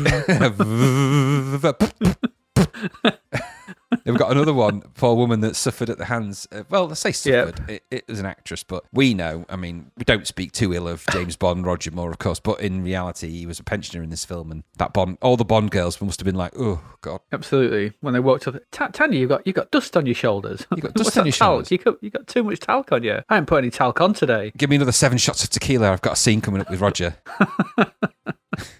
Why, hello there, Tanya. Oh, another shot. Oh, glug, glug, glug. Yeah, glug, glug, glug, glug. Right, let's do this. What's in it? It's all powder in my mouth. Where did that come from? I'm sorry, I haven't emptied my bag in a while. It's a bit clogged. So gross. That is so gross. Oh dear. Poor old Tanya Roberts. Anyway, she's in Beastmaster. You can call it Henry. Henry? Where are you, Henry? Ah. Oh, Roger. Terrible. Anyway. Anywho. Seriously. Beastmaster. Weird cloud. It would be the biggest words on it for our podcast. But if you like your crazy rip-off Conan fantasy done badly, go and watch the Beastmaster, or don't. Save yourself 2 hours of your life. Save yourself 2 hours. If you do want to watch it, by the way, it is all on YouTube for free. It is. We watch these films, so you don't have to. Yeah, the whole film's there. It is. 17th of December, anyway. Ringo Starr narrates his last ever Thomas the Tank Engine and Friends, the second series finale, Thomas and the Missing Christmas Tree. Yeah, his last words were, "Happy Christmas, everyone." That's true. I actually checked it out to find that out. Okay, what's this note here? Because I've added a bit to the end of that. A bit different from when in 2008 he told all his fans to stop writing to him. Yeah, he went on like YouTube or the equivalent was his website, whatever it was, and just a piece to camera just said, "Stop writing to me. I'm not replying anymore." Honest to God, you can go on YouTube and find it. This is the video going, "Hi, I'm Ringo Starr. I'm just telling you, if you write to me after this specific date," I forget what the date was, October the 9th, "I will not be replying ever again. So don't write to me. I don't want to hear from you. Thanks a lot. Bye now." Honest to God, everyone was like, okay. And by the way, my favourite food is chips. I think he must have got, because in Simpsons they take the mickey out of him for, I always reply to my fans. And I'm wondering whether there was some kind of backlash and maybe, he got inundated. But anyway, his favourite food might be chips, but don't write to him about it because he ain't going to reply, I'm telling you now. It's quite an abrupt video. Well, he's an angry man. 25th of December, I don't know, he might be very nice. I wonder if there's a version of The Ring with him in it, the Ringo. When you put the video on, it's him just going, oh, and then he's trying to climb out a well really badly. My foot's stuck. Have you got a ladder? Where's me chips? Christmas Day. What happened on Christmas Day? Well, 30 million of us watched the 2 episodes. Yeah, more than half the country at that point. I think we had a population of 50 odd million at that point. Watched the 2 episodes of EastEnders in which Den Watts served his wife Angie divorce papers. Chirpy. There you go. And happy Christmas. Yeah, so I'm not saying it. We've talked about EastEnders. Again, in a word cloud, EastEnders would feature way too much. It would. That and Doctor Who. Also on that day, speaking again of old James Bonds, ITV screens the British terrestrial television premiere of Never Say Never Again.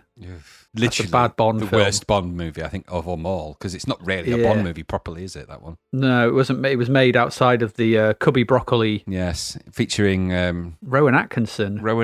And Sean Connery is in that, I think? Sean Connery, yeah, Rowan Atkinson. And it's got that really, really...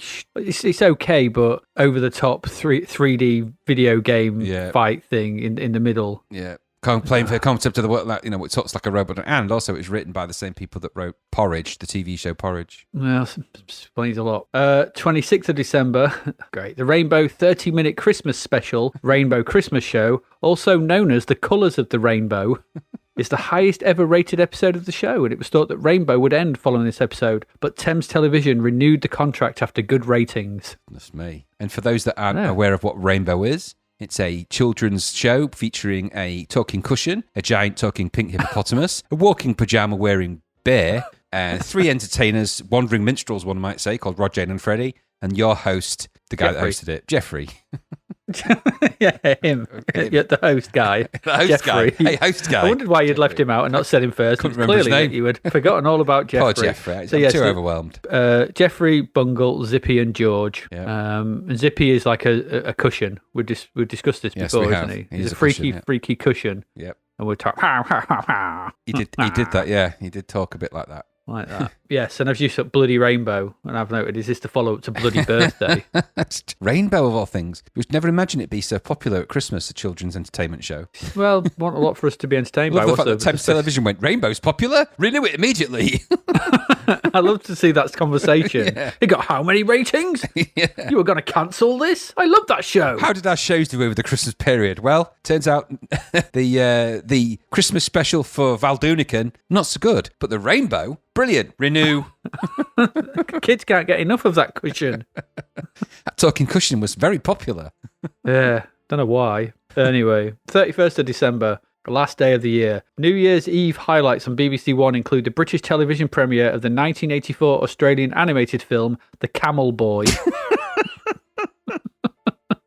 And Day After the Fair, a screenplay starring Hannah Gordon. I'd rather watch the film than the screenplay, but hey-ho.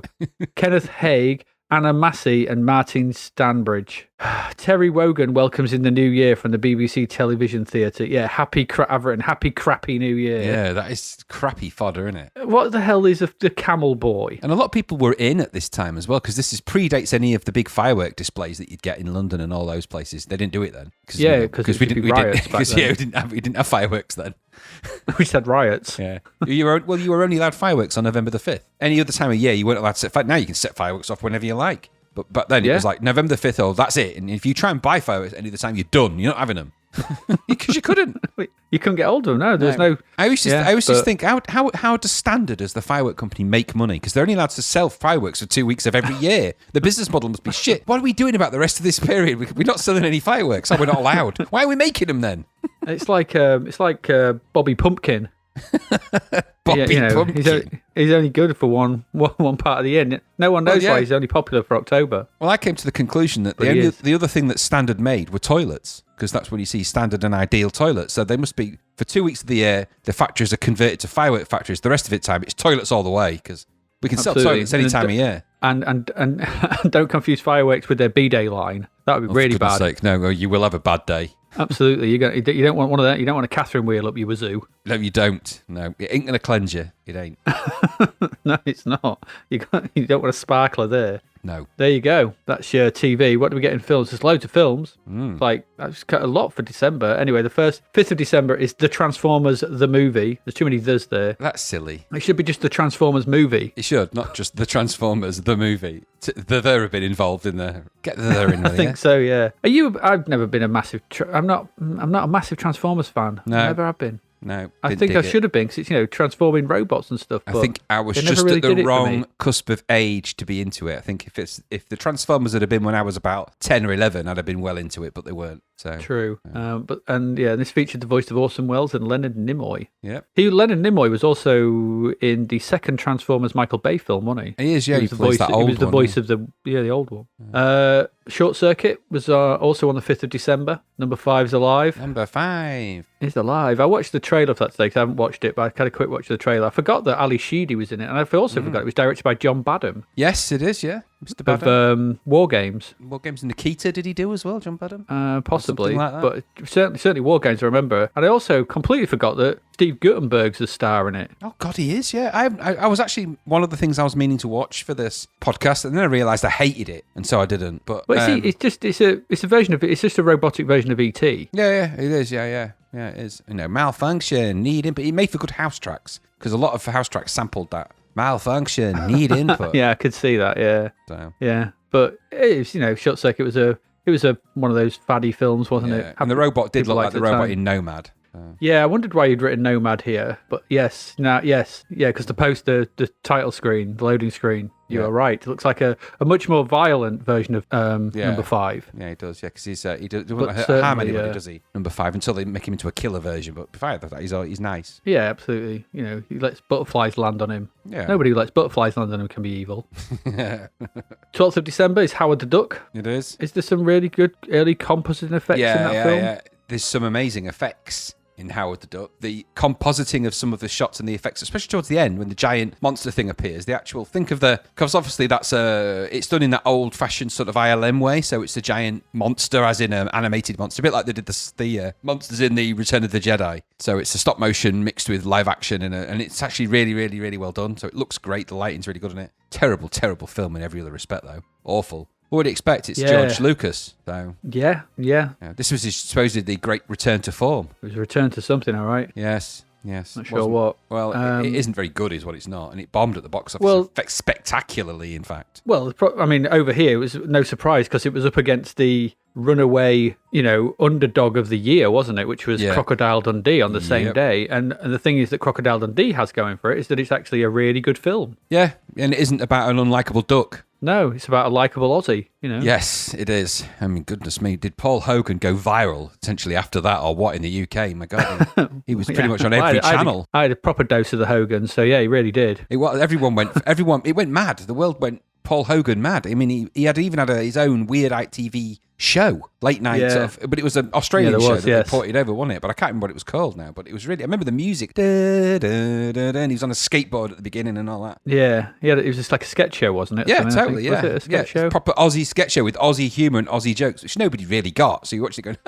it's hilarious. I don't know what's funny, I don't know, but it's hilarious.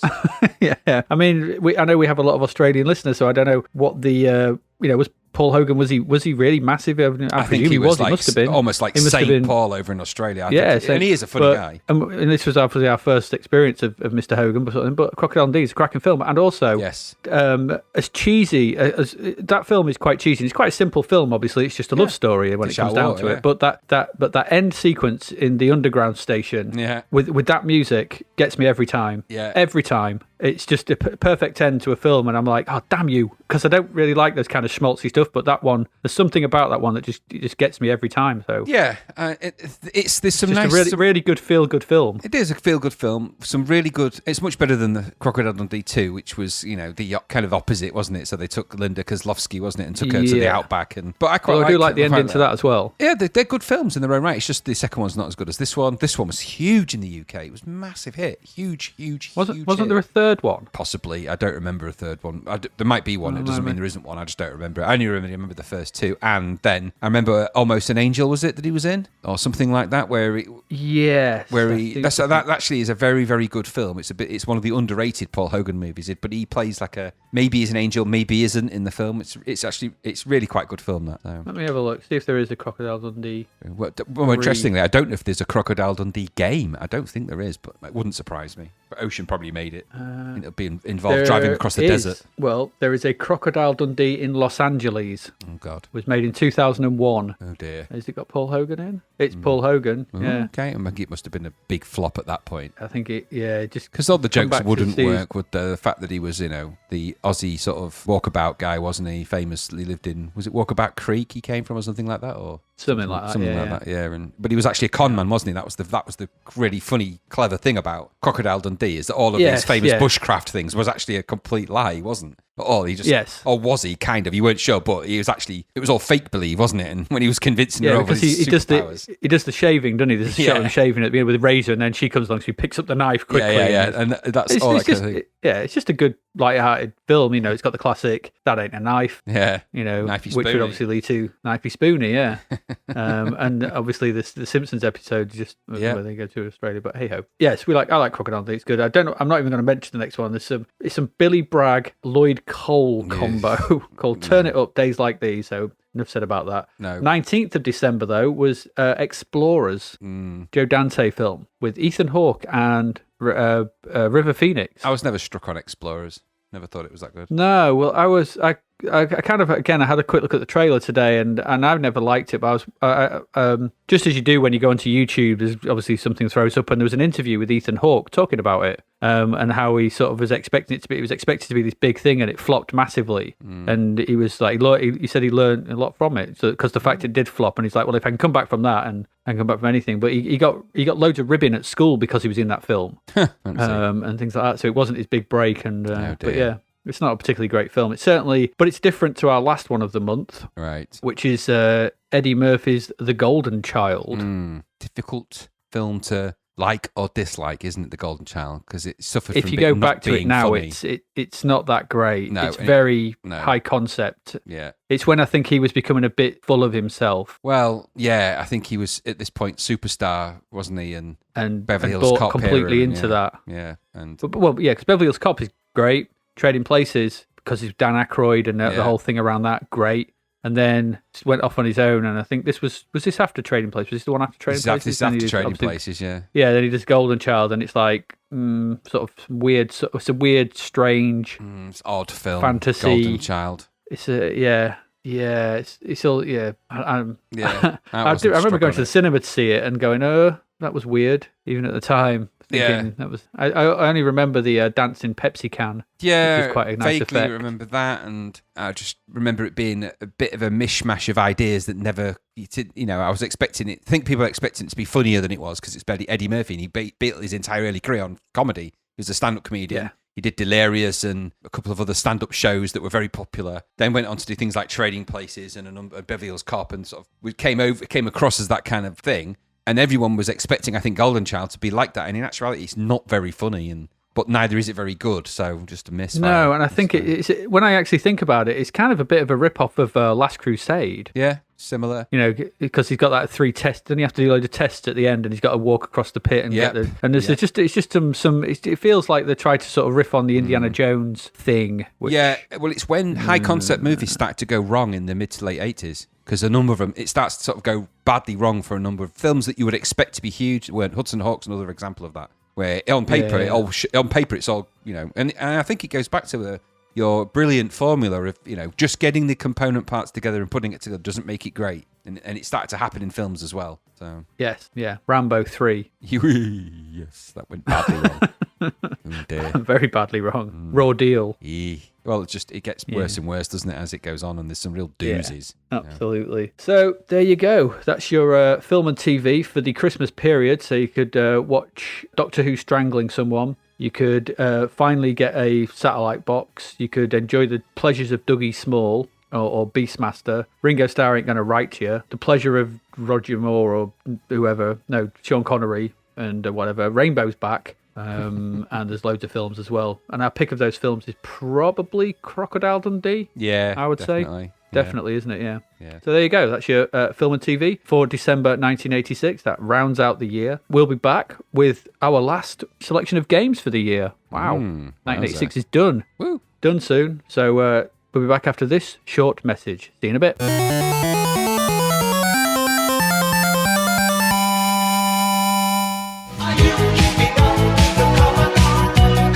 Shout out to our sponsor, davidhearnwriter.com, where you'll find bargain books, ebooks, and audiobooks. Coming soon, Dave's next book, Escape from the Commodore 64, will take you back to the 80s, where movies like Aliens, Predator, Total Recall, Rocky III, and The Empire Strikes Back ruled. That's the main reason why Sarah has to escape the 64. Imagine missing out on all those cool 80s films. Unthinkable. Dave's podcast pick is The Sentinel. Slow and plodding, a bit like Dave these days, but super clever.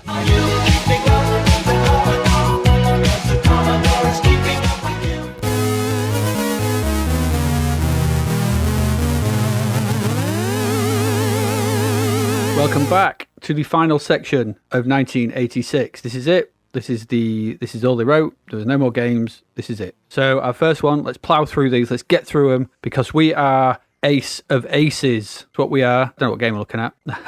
Hey. No, we are Ace of Aces. Graham, tell us about Ace of Aces. Ace of Aces is an emotive game, actually. I bought this back in the day, and it is essentially it's a combination of flight sim, a bombing game, a flight simulator with sort of arcade playable overtones and different views. In fact, it's actually quite a game that's quite advanced for its time in some ways. So it's almost, I'd say, first-person perspective in a way, but not in the kind of... just in the plane, aren't you? Yeah, in the plane, but you can sort of look around your cockpit and have different views. You can control different aspects of the plane. So it's part flight sim. You're flying in a British RAF Mosquito bomber, and you've got several missions that you can do, which are generally bombing things or bombing enemy trains, submarines, trying to shoot V1 rockets, bombs at the sky or airplanes and sink German U-boats. And so you get a range of missions to do that. All the while, during those phases, you're being attacked. So the game is actually quite a clever game in the way it evokes mood and feeling around things. So you start off the game by choosing whether you're going to practice or whether you're going to do missions. You can then select from a range of missions.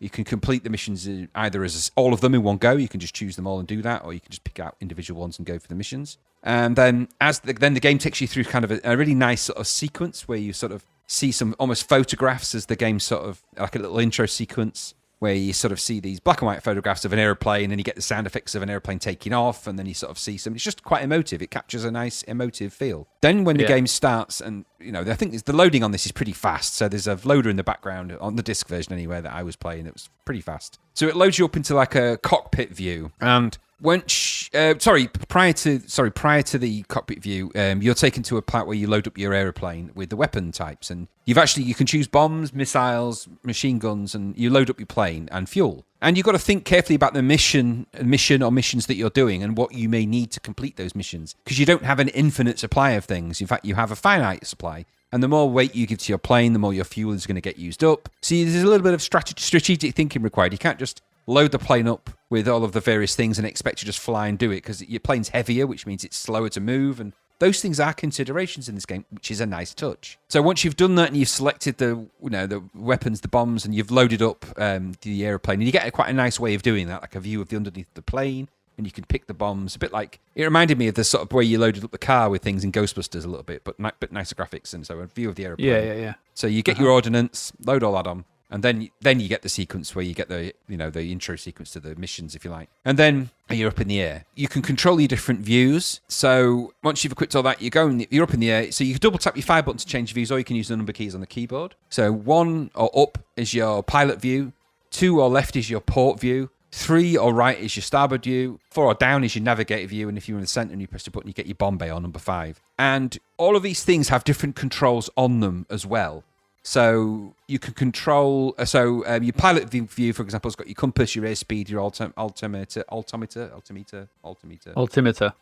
that's it. Yeah. And so you can change the parameters of those on that screen. Then you would flip to another screen, and so as long as the dark line on your compass, you're aiming towards your target. You can then go to one of the other screens where you've got an intercom and a little flashing indicator displays the damage and the things that you might need to be drawing attention to. Your radar, which is on the right, contains your sort of altitude and your distance from your targets and things like that. And so as you flick through the different screens, they each have sort of different controller aspects, including obviously when you go to the bomb bay, your way. So your navigator view has got your map, your bomb bay's got your view of the bomb bay doors. When you get to the target, if that's the mission chosen, you open the bomb bay doors and you get like a target reticule, you've got to drop bombs down. At the same time, you might, if you're in the air, you might eventually get attacked by airplanes and stuff. So you've then got to switch to that view, you get your target and you've got to shoot them. You get the idea. So you're controlling this airplane as one person, controlling the sort of multiple roles inside the plane. All the time you keep taking damage, so you've got to be wary of that. If you get on fire, you can put fires out. You get these beautiful views when you look out of your sort of your windows, if you like, to your left and right. You get the view of the wings, and you get this quite nice graphic effect of the clouds and the wings and the propellers and all that. So there's some really nice graphic touches to this game. It's good. And so that's generally the kind of the game, the parameters. You've got to survive the missions and do the missions and do all of that. Now, the graphics in this game, I thought were actually really, really good. Again, emotive, and it captures the mood of the kind of wartime thing that you're doing. The games themselves, the mini games really is what they are. When they get down to the bombing, they're kind of similar, but they're quite nice in the way you've got to be, you're sort of guiding you across over things, and you've got to time your bombs to sort of land on the objects and stuff like that while you're taking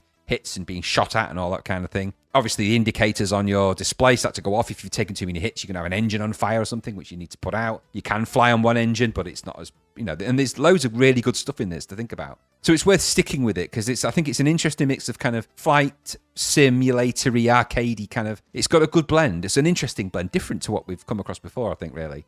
So it's like a flying sim version of Beachhead in a weird way. And so I thought the dogfights in the skies are quite nicely done when you get to them. If you do those, the bomb train runs are cool, if maybe a little bit easy, but what isn't easy, because when you're bombing things, you're thinking, right, I'm just going to be bombing stuff. But remember, your plane still needs to be controlled. So you've still got to keep it level. You've still got to, keep an eye out on everything, because if you don't, you're going to crash into the ground.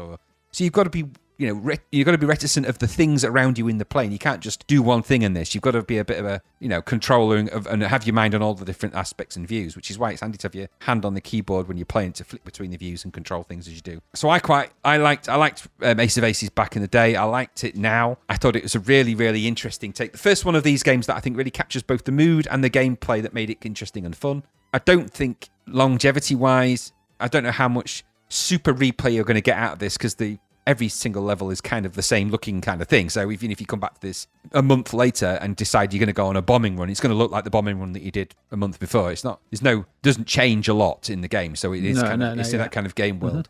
But, it's good. It's a good game, Ace of Aces, and it's enjoyable. It's certainly graphically very interesting. And there's a nice look and feel to it, and I quite like that. Sound effects are all perfectly acceptable for this kind of game, including the sort of air raid siren sounds and the sort of, the stirring British music that comes on when you first load it up with the, and all of that kind of stuff, and it's a good little game, this. It's certainly better. I enjoyed this more than I enjoyed when we played Dam Busters, which is the only other game I can think of that's similar in a way. So I think this is a much better version of that, and I enjoyed it. But what about you? Yeah, I'm pretty much the same. I've got another World War II fight sim.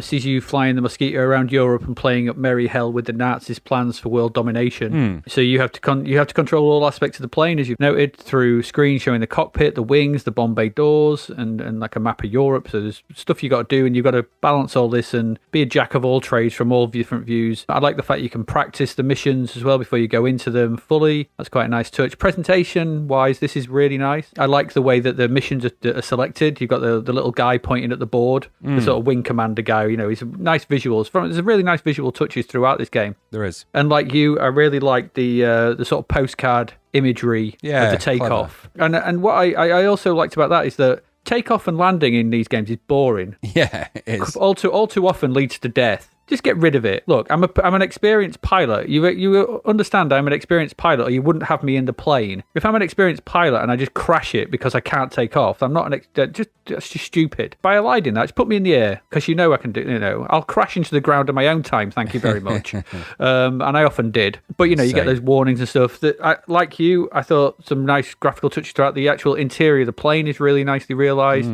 Quite clear what everything is. Like you, I love the parallax cloud effects looking left and right. Really clever. And also even going forward as well, because I also like the way that enemy fighters would disappear into the clouds and kind of duck in and out of view, and you have to sort of kind of trail them a bit. Yeah. Everything about this was really nice. And I've even put it certainly better than Dam Busters as an attempt at a World War II sim shoot. I would put it, I don't know, I mean, I do like it. I think it's a really good thing. More up my street is Desert Fox. Yes, and that's a similar kind of idea in a different sort of vehicle, but yeah, very similar idea. So that kind of thing. And I think I enjoyed Desert Fox more because I think I probably just enjoy the fact of rolling around a tank more. And I think the various things you were doing in Desert Fox have offered more variety. Yeah, I agree with that. Whereas this is just shooting out the front and dropping bombs out. Yes. It's a bit, or picking what you're going to fire out the front. So, there's not a lot, you can't do I suppose you could do trench runs in this, but you're not gonna. You're a bomber, and so. But what it does do is really good, and way better than Dambusters. And from a graphical point of view, this is certainly up there with what I thought with Desert Fox, which I also thought was graphically very nice. We're getting at some nice sort of consideration of these sort of multi. What I don't want to call it. It's not a multi-event, but multi sort of aspect World War II things that are starting to take shape and actually sort of coalesce into these enjoyable attempts at them, and show that the machine is quite capable of doing these things. We've got these so many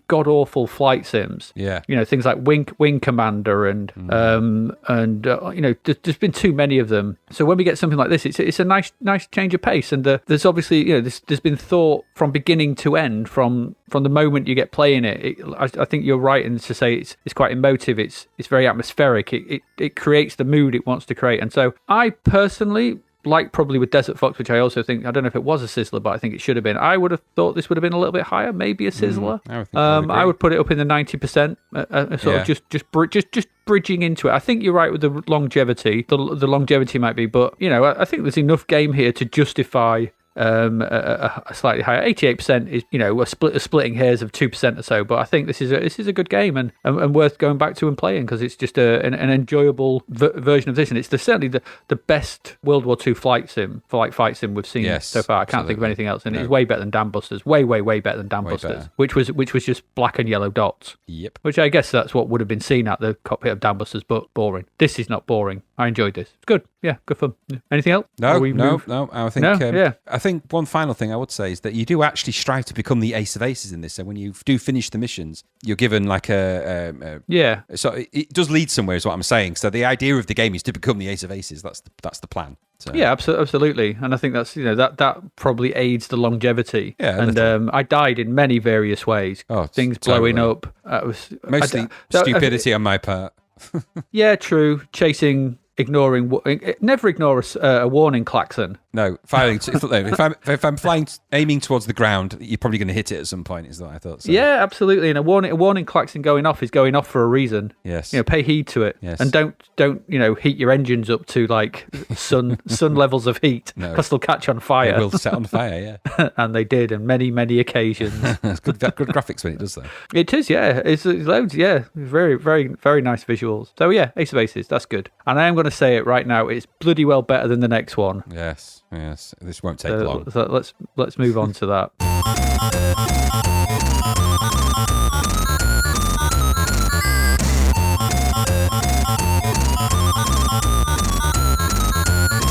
Because yes, our next one is Red Max. So you may think, oh, we're in planes again. No, we're actually on a motorbike. This is $199. This is the let's call it the pseudo sequel to the last V8. Because it's basically the last V8 in all but name, apart from you're in a bike this time. Because you remember the last V8, that ridiculously, stupidly hard top-down car one with a great soundtrack. Well, here it is again, but in bike form. It's back in POG form.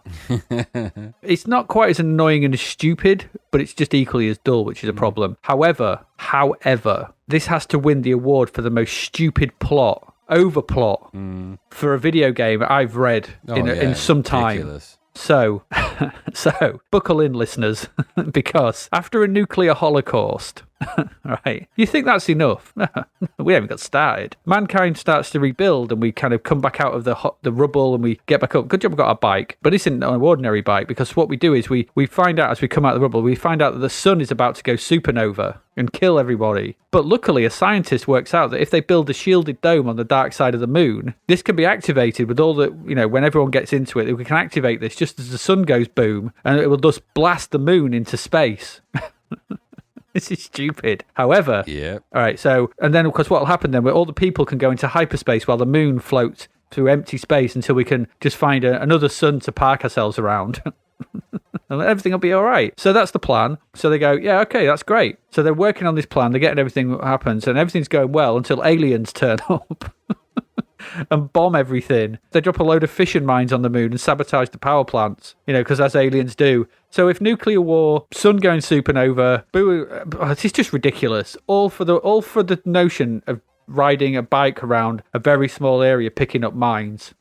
I think more thought went into the story than into this game. God, yeah. Because I've put here sort of thing. So the sabotage power plant, at this point, I put just face up to the fact that the universe wants the human race dead. No motorbike crazy is going to help you with that. No, and also as well, it is lucky that it's not just any normal motorbike. This is a moon bike. Handy, that.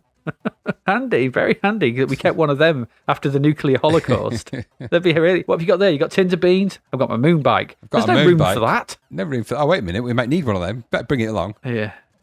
So the point of this is it's a top-down drive around thing, looking like the last V8. You hoover up mines. You just drive over them. You've got to hit switches to turn off laser fences. And that's it, really. You just go around. You've got to go down 4 levels, and it's boring. It's more freeform than the last V8, but it's just a stupid plot, and the visuals are all right, like they were in the last V8. The sound's okay, but it's not as good, nowhere near as good a tune as the last V8. No. It's fiddly, it's annoying, it's boring. And it also, once again, has a huge, massive glitch on the graphics. It does. Which is really off-putting, considering it's not scrolling around much of the screen, just like the last V8 did. Don't play this. It's 36%, and it deserves. Don't think it deserves. It's dull. It's dull, boring, stupid, plotted nonsense. So avoid. What about you? Did you like it? No. I didn't like last V8, so I'm not going to like the last Kawasaki or whatever the bloody nonsense this is.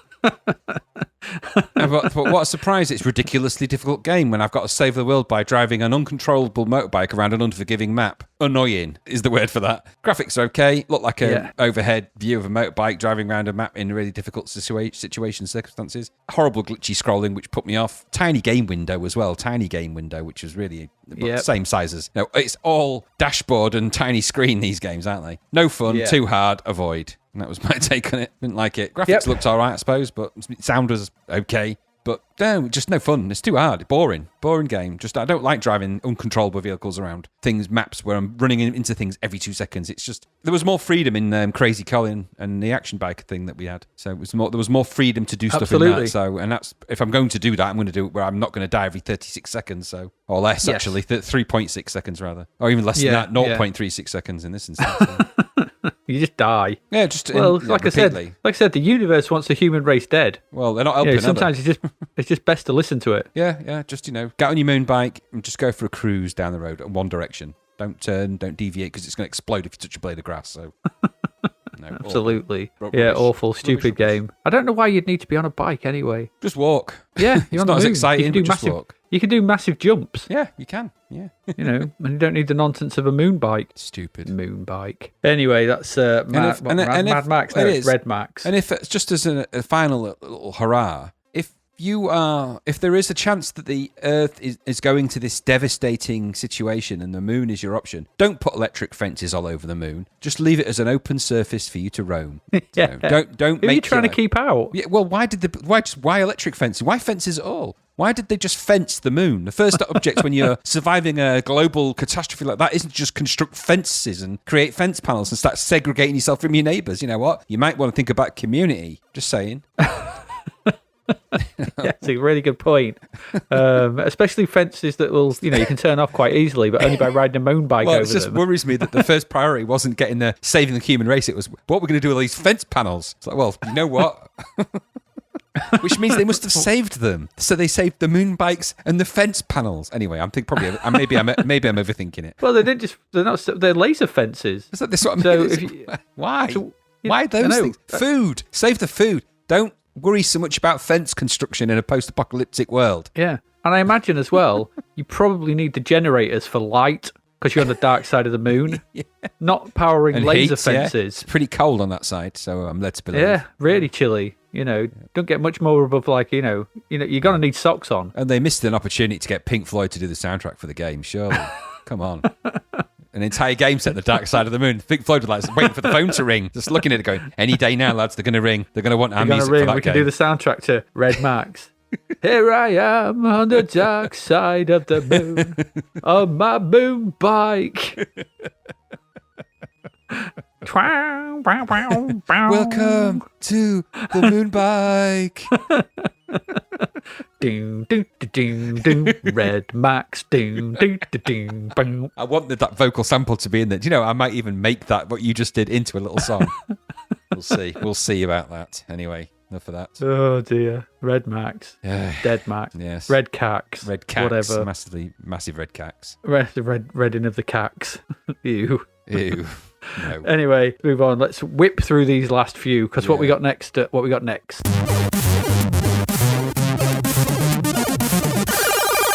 Graham, time to combat up and join Strike Force Cobra. Sounds exciting. It sounds exciting. It ain't though. It's the Spectrum conversion, isometric Spectrum conversion. I put the screenshot, the front screen back at the top. Did you laugh at the front screen? Because I laughed for quite a while. I laughed at the whole thing. Laughed and also felt the pain. So, logic of the game. So let's just quickly, your evil enemies kidnap the world's top scientists and they're intent on cracking into your computers. You must assemble a Strike Force Cobra, but break into the enemy hideout, break the codes, rescue the scientists, and get out. Get away before anything.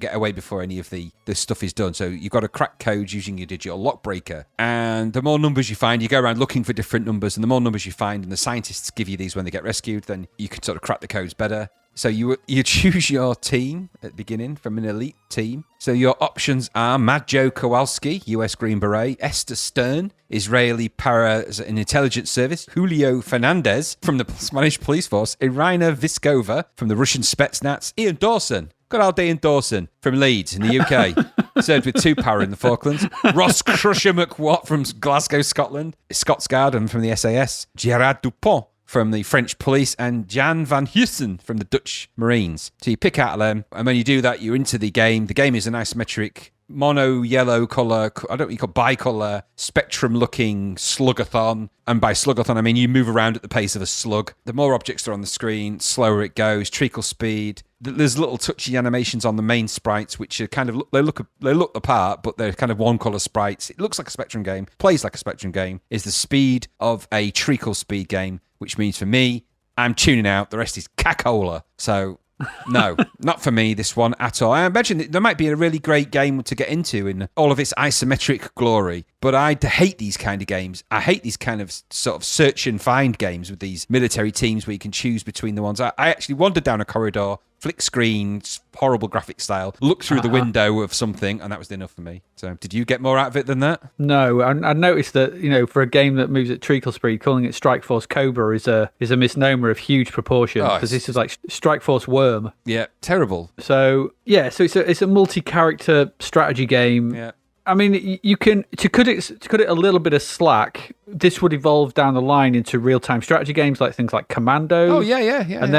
Then even things like, you can see like down the line, Rainbow Six, Ghost Recon. Yeah, not saying it's not without its lineage later, but the problem is this is let down by confusing controls and drab visuals and poor sound. Yeah, I didn't know how to control it. At one point, I walked behind a door and came out crouching. Yeah, and I didn't know what I'd done. I was like, "What have I done? Why am I crouching? And why am I crouching?" And like I wasn't just crouching. I was kind of walking like I was doing a Russian dance. Yeah, Cossack dance. Yeah.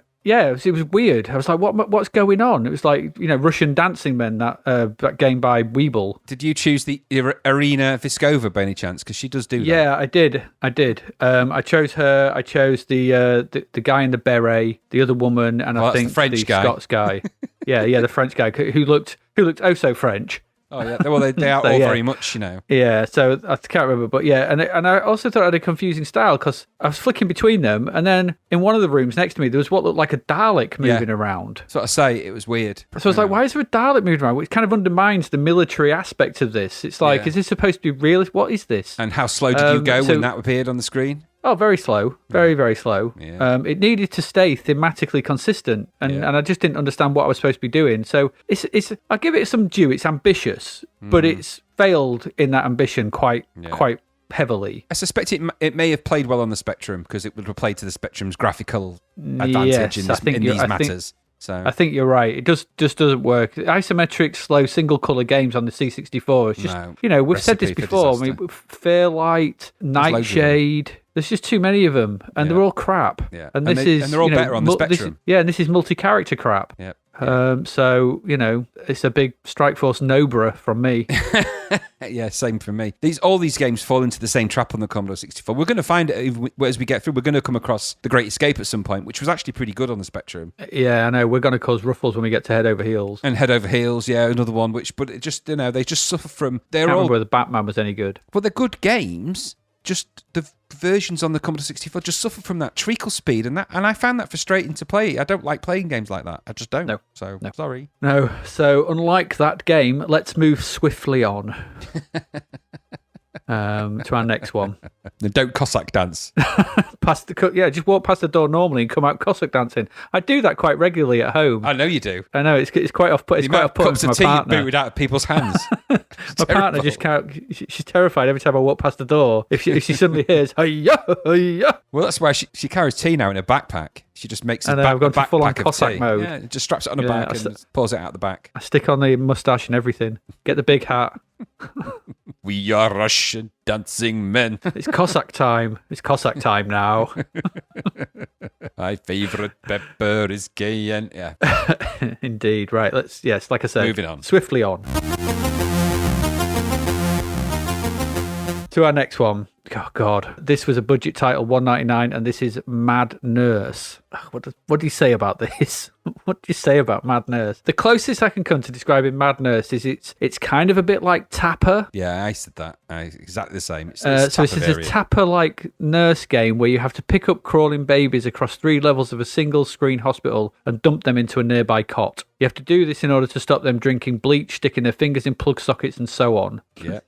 Okay. So what could have been a darkly humorous game instead becomes deeply monotonous, and the crap music is just the awful icing on a dead baby cake. Yeah.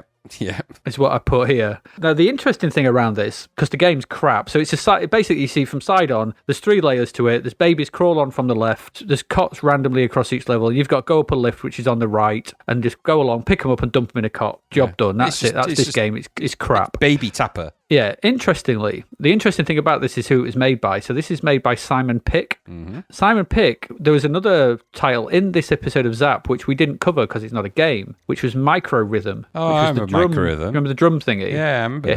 He did that. Oh, the same guy who made this made Micro Rhythm, but also he's going to go on to do the ports of Nemesis, Gradius. Interesting. And Shinobi. Okay, weird. It's quite, the only interesting thing to come out of this is the guy who made it is going to go on to more interesting stuff. Not this though. This is a bad start. This is Baby Dog Egg. Yeah, it is. I really didn't like this. I thought it was just dull, boring, monotonous, and crap. That's just me. I just thought it was ancient arcade logic. In actuality, the context, the programming of the game is just, that's all. It works fine. It works, but it's not enjoyable. No, it's not enjoyable. But it's thematically challenging, and it's very of its time. You wouldn't get away with making a game where you have to save babies from certain death nowadays, I don't think. It lacks the humour. I think it is an arcade game or based on something around one, I think. It could be. Anyway, like you say, competently programmed, but still dull, and a disturbing central premise, really, in some ways, especially in light of recent headlines, nurses, at least she's saving babies, this one. So, but I'm not a fan of these kind of games. And I don't think I'll have even liked it in an arcade. So it just exists. It exists in that spot for me. And if I want to play something like this, I'll just play Tapper. Yeah, Tapper's which is more enjoyable. Yeah, it's way more fun, even if it is a game about alcoholism. Well, it's less threateningly. At least you're not, because babies do die in this game if you're not careful. Yes, and that is a bit unpleasant. It's an unpleasant thing. So no. Yeah, no. And I didn't understand the title because Mad Nurse, but you're not, are you? You're a good nurse. Well, because if the nurse was throwing babies off out the windows, and I thought for a minute it was that game where you had to bounce his baby. I thought for a while in my head it was that, so which I thought because it's a mad nurse, maybe that's, but it's not. It's just she's mad because she's cross because the baby's getting out there and getting out and escaping out the prams. Oh, so it's mad as in angry, not mad as in crazy. Insane. Yeah. All right. Well, I didn't like this. No, not for me. Let's move on quickly because we've got big stompy footprints coming up. We do. Because Graham, tell us all about Movie Monster. The Movie Monsters. Interesting, this. Very interesting. Not one to come across either. So this is essentially a Epic's technical redo of a 1983 game that they did in BASIC called Crush, Crumble and Chomp was the original game. Oh, is it? Yeah, you can YouTube that. And you'll notice it's very similar to this. in some ways.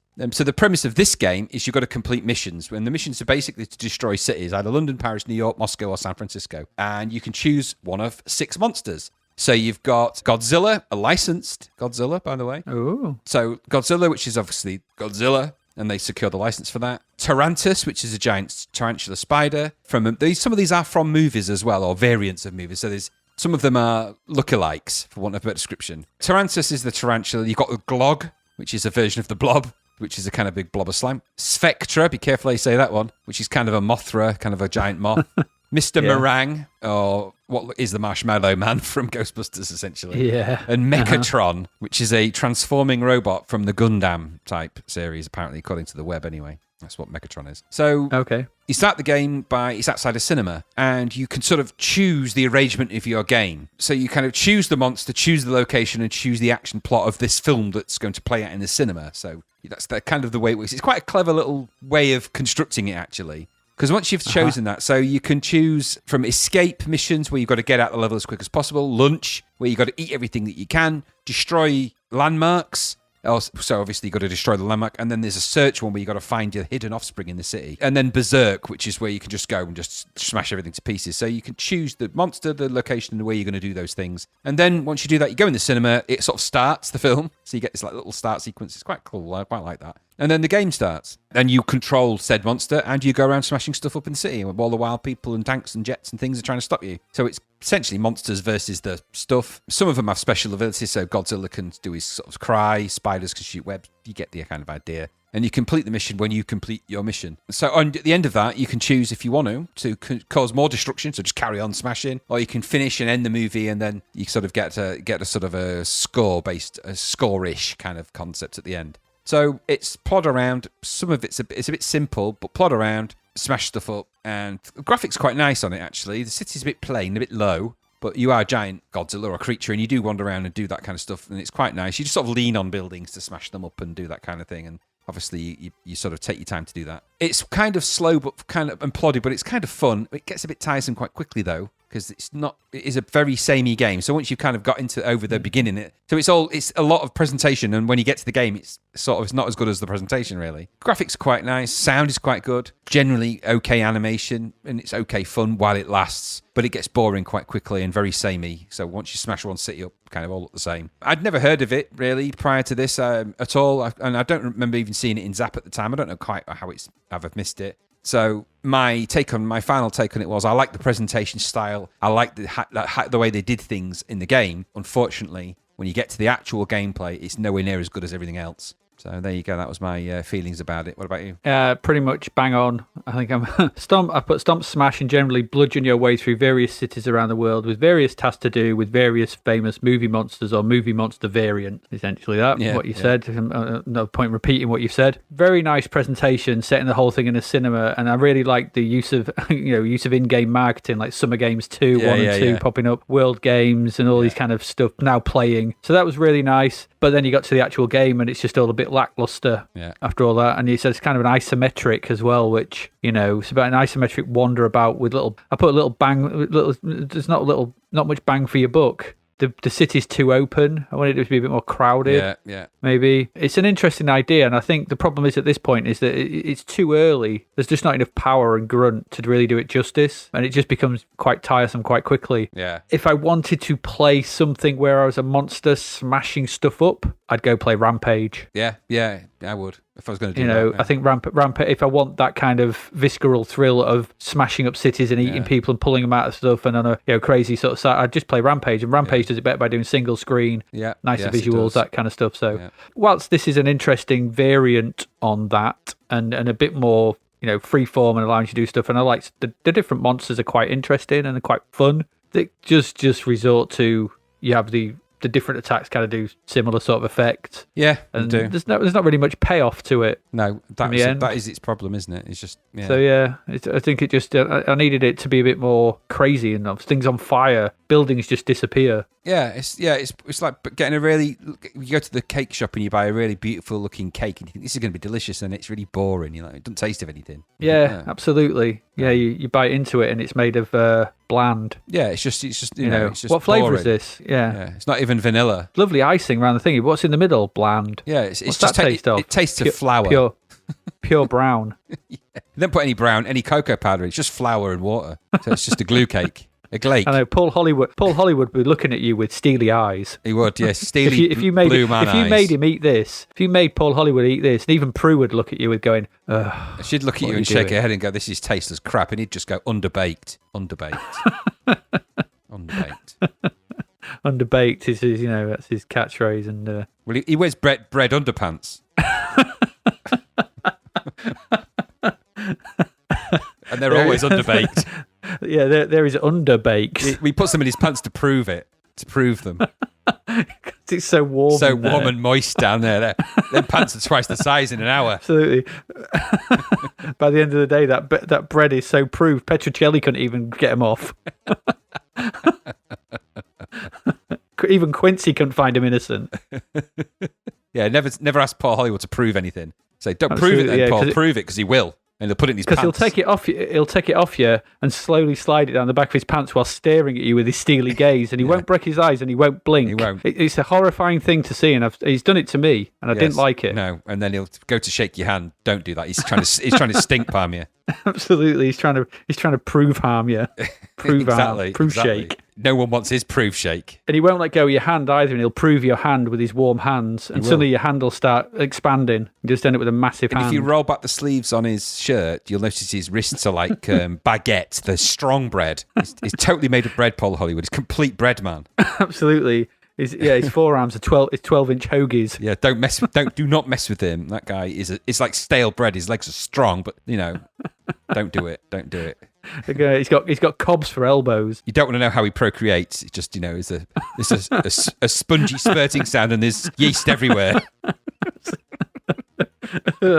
He's the opposite to Roger Moore. You'll stretch your glutens good and proper.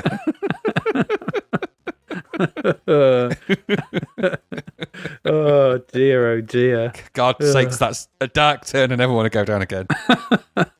Paul Hollywood, bread creation. It's his new cookbook. God's sake. It's Christmas as well. That's bound to be coming out. Yeah, it will be. It'll be all good coffee tables. It will. Spread. Spread thick. Absolutely. Yeah. And he don't ask what he does with his butter. Oh, but that's Movie Monster. Okay. I'm kidding, it is. Yeah. Next. Let's go to the next one, shall we? I think we should. Ba-da-ba-ba-da-ba. Right. What is the next?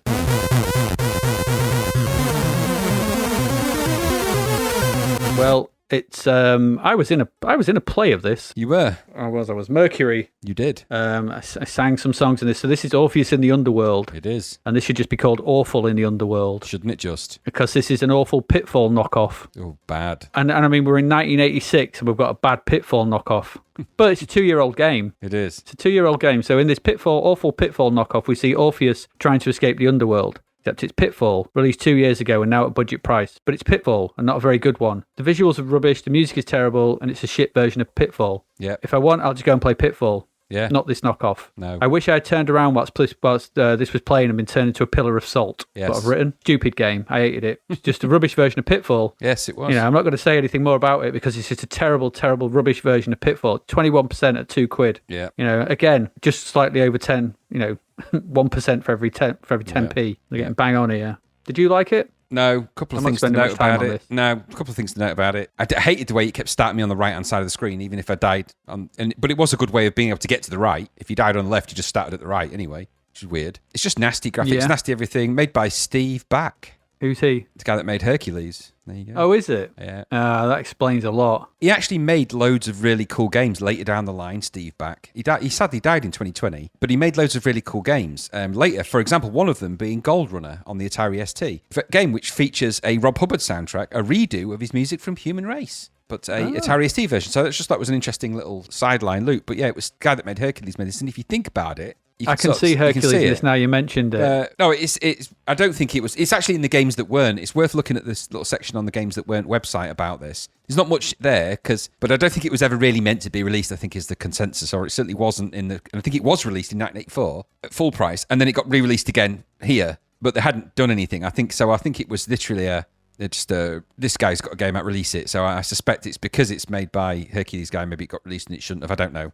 It would have been great to be able to ask Steve back, but sadly he's no longer with us. But he did leave a legacy of some really great games later down the line on all sorts of different formats. So yeah, well, I had a lot of time for Hercules. I thought, I quite liked Hercules because it was single-minded, and when it did, this was just single-mindedly bad. It's worth looking, if you get the time, go and have a look at the games of Steve back. And just remember that this isn't his greatest game, but there's loads of other games that are really good, so go and check them out. Okay, we'll do. That's our Orpheus in the Underworld. So let's move on. Let's get out of the Underworld and go to our last game of the year. Is it a good one? Is it a bad one? Only time will tell. So let's go to that.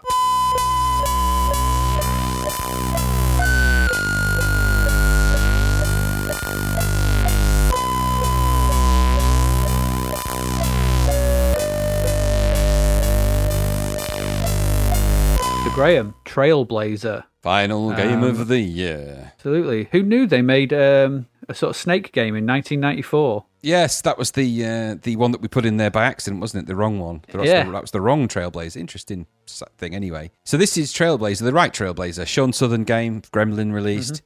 It's an arcade racer where you've got to guide a ball along a sort of a 3D course, and by 3D it's sort of coming towards you. I don't know what you call that really, but Space Harrier style. Well, yeah, Space Harrier. I suppose that the best thing I could think of that would immediately make you think of it is those music games like the Guitar Hero. The way the Guitar Hero comes towards you, so like that. So that's the view. You've got a ball and you've got to bounce. You control it with the joystick. You push the joystick forward for speed up, backwards for slow down. Fire button can jump. You don't have an infinite number of jumps. You've only got so many per course. So you've got to think carefully because there are different types of squares that get zoomed towards you, and some of them have different powers. So brown and orange squares are normal. Black is a hole, obviously. Red squares will slow you down. Green ones will speed you up. Blue ones will make you jump without the fire button, so you don't lose one of your jumps. Purple is just a block, an outright block, so it stops you in your tracks. The cyan ones mean that they're right-left sort of swapped, so it swaps you left-right round. Then you've got a warp one, which is white, which I think is only in a certain mode. So as these things come towards you, the idea of the game is you've got to get to the end in a certain amount of time.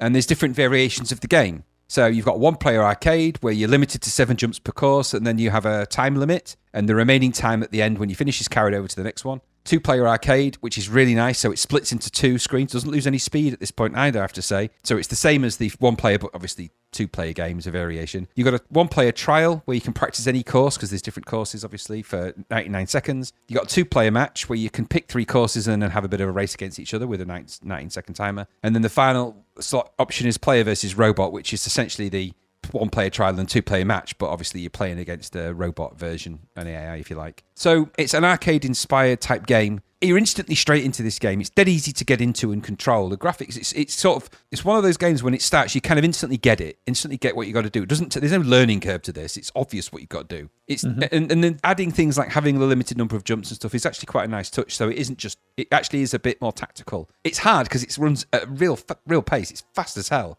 So when you're flying along, you don't tend to think too much about jumping, and it can get a bit overwhelming. And obviously now my hand-eye coordination being that of an older person, I'm not sure I'm prepared for the brain-boggling speed of this game because it is really fast. So I quite liked it. The sound effects, by the way, sounded like Paradroid, almost identical to Paradroid in a weird way. So I'm not sure if that was a little nod or whatever. But it's a lightning-fast game. Graphics are really nice. The style of the game is swift. It moves at a pace. There's a good 2-player option. It is what it is.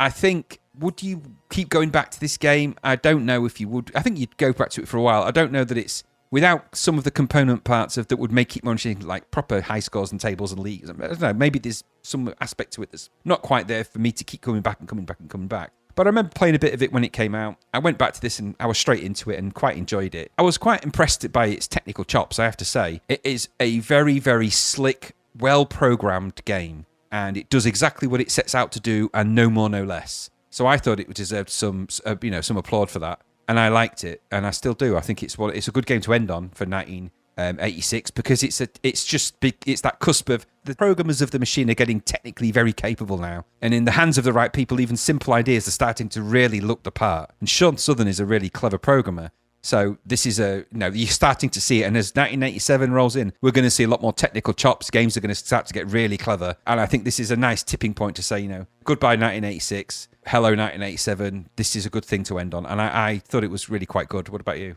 Yeah.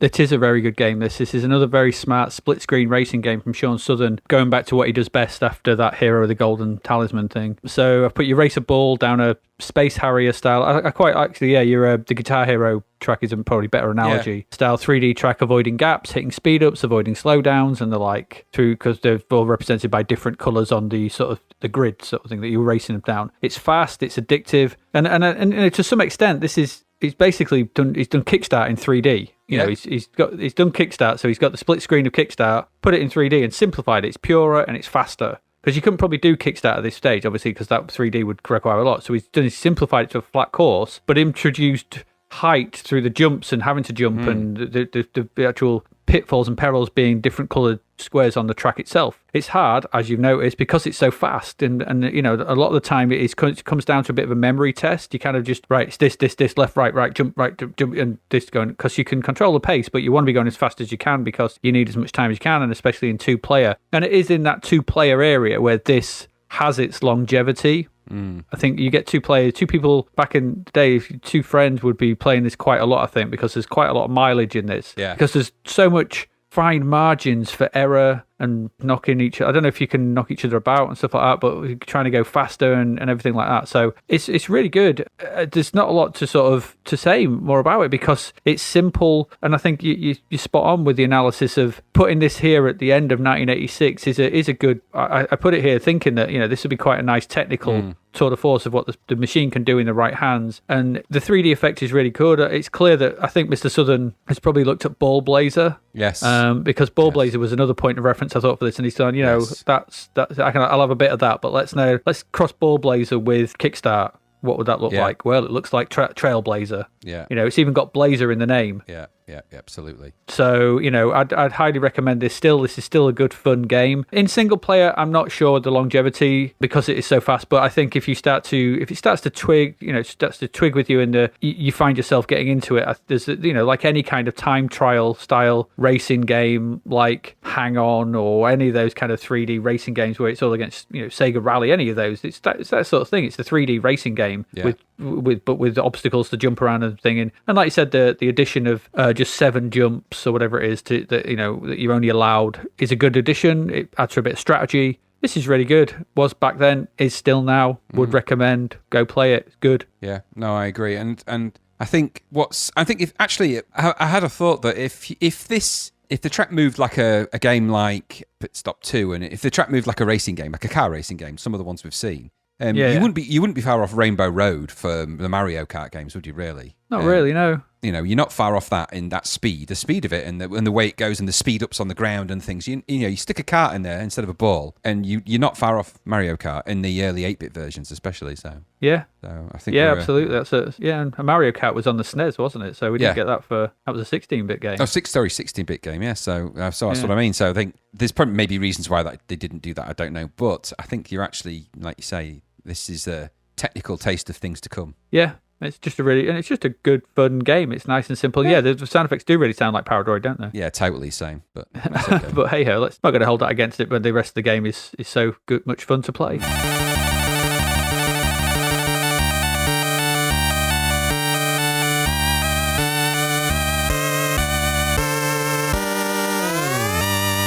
And on that note, that is it for the games for 1986. Wow, we've played so bloody many. We have. And then we're all done and we're going to have some stuff. But before we do that, we've got some Crapverts. So if you'd like to go down to our first Crapvert for this week, which is the one after last week's Yea Kung Fu 2. Oh, God. Is that America's Cup Challenge? Why is that challenge this is America's done that way? Well, this is America's Cup Challenge, but the reason I've put this sort of thing is it's never put someone in front of a photo, that obviously at the bottom. Oh, good Lord, that is properly... When you were talking about compositing earlier on. Yeah, that's bad compositing. And do you know what? They're aiming towards another vessel. That's a crash. What you're witnessing, I know. That's the last selfie before there was a horrific incident at sea. I know. Yep. This is dreadful. So this is America's Cup Challenge, but it says the chance of a lifetime to skipper the world's greatest racing yacht. Yeah. So, but you're just racing in a yacht. Is there a particular yacht you're in? I don't know. Something America's Cup Conqueror. Look at those graphics, and what's that yellow representation of the cup on the left is not something that I would be wanting to win. Why is that even there. I mean, I like on the that fact triple, that it says... on that triple blue background. On the triple blue, and at the top it says, why is that even triple blue like that? Why don't they just carry the background over from the sky? And then it says, sailing enthusiast and computer addict alike. Those people are never alike.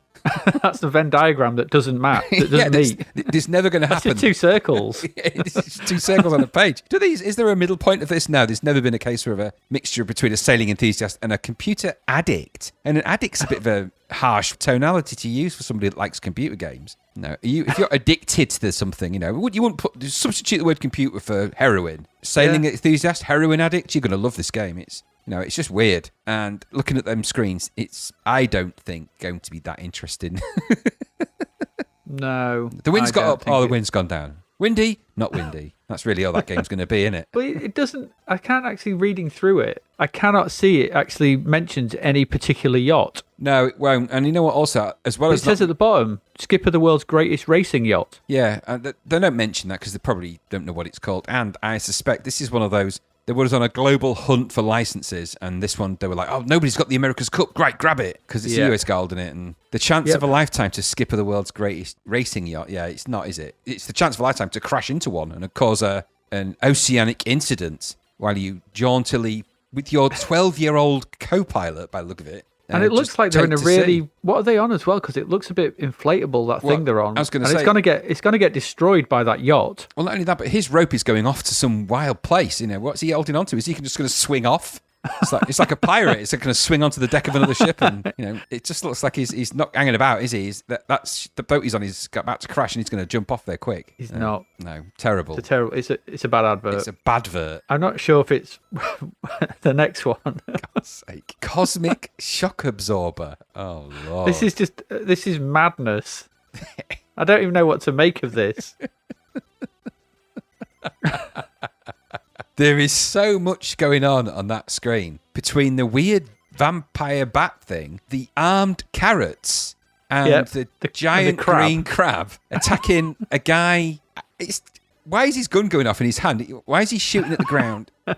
What is going on? What does it mean? That is wild. So why is it called Cosmic Shock Absorber? I don't get it. It's cartoon style, and so you've got a guy whose guns are just going off all over the shop. He's shooting at the ground. He's shooting in the air.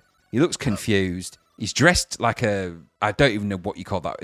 He looks like he's got Crocs on or some kind of sandals with his socks in space, being attacked by a green giant crab, a winged bat creature that looks like the one from Ghosts and Goblins, and heavily armed carrots coming up out of the ground looking very angry about something. And then surrounded by bouncing geometric shapes, all over the place, raining them, in fact. But what kind of game is it? Well, you won't have seen the film. There is no book. Now find out why. It's 3D blasting fun. It's a Martech game, which tells me that it's probably none of those things. They don't have a great track record, do they, really? They're a bit hit and miss. Yeah, and weird. I don't understand. I don't like the different sizes on Cosmic Shock Absorber. I don't like the fact that Cosmic and Absorber are pink, lowercase with drop shadow. No. Shock is all yellow in capitals in a different font. No. The fact they're in an octagon. Yeah, precariously placed octagon that's vibrating by the look of it for some reason that's not explained. There must be some kind of earthquake going on, but he looks like someone that's trapped in it. I'll tell you what it reminds me of. If you just took that Cosmic Shock Absorber off and put in the name of a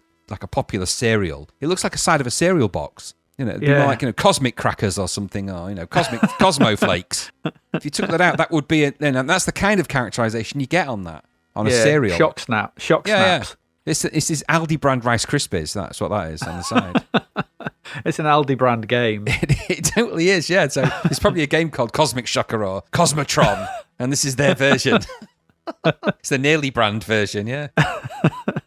It's bad. Whatever it is. It ain't good. It's good to end the year on some good old Crapverts, because we've got from that one, which is thingy, to the next one, which is, I don't understand it. Oh, no. Because I don't understand what that picture has to do with the name. No. Oh, no. Nuclear Embargo is the title of the game, and an over-stylized logo where they've just interwoven the fonts for no reason whatsoever, because I think they've discovered the join tool. Well, they've joined it. The L and the B are joined, but they've still left the line on the U and the E, which is annoying. Yeah, this has the hallmarks of someone that's just got Illustrator and had it a couple of weeks. And then you've got this quite nicely rendered graphic. graphic of what looks like someone firing a laser at a planet, a la sort of Death Star styley kind of thing. But in there's kind of a robot egg of some description, or an R2D2, or I don't know what that is. So there's literally nothing about that makes any sense in context of the game. What's the nuclear embargo? Where is it? What has that got to do with that image? That's what I mean. I looked at it and I was like, I was looking at it for a while going, so there's a Death Star firing an R2-D2 in a tractor beam, or maybe it's sucking an R2-D2 up in a tractor beam. Could be beaming it up. What has this got to do with nuclear embargo? Because nuclear embargo, as far as I'm concerned, is like when you get rid of the nuclear weapons. Yeah, I mean, the only thing I can think of is that if you took the nuclear embargo off and put thrust on there, you might get an idea that this is a thrust advert. But yes, yeah, any kind of anything, yeah. Have we actually played this? We haven't played it, have we? No, this is next month. Oh, right, this is in the January '87. We've got that to look forward to as well. So yeah, just get a good review. Okay, Micropool made it with their logo of mini flags. I'm sure what's that also weirded me out as well because I don't know what's going on. Why are some of the flags really short and some of them quite tall? It just doesn't shout nuclear embargo. Even the logo's weird, and the way it's constructed, the way it's positioned, and the angle it's at makes no sense in the context of that image at all. No, it doesn't. No. But I think I've saved one of the best for last.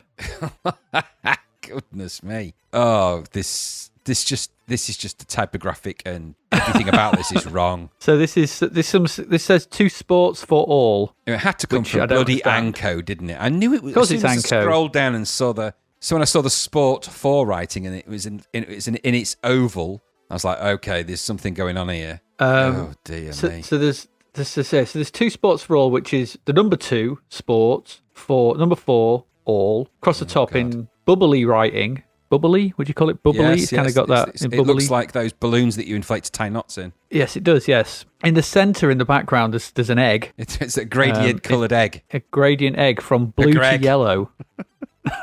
What? A Greg.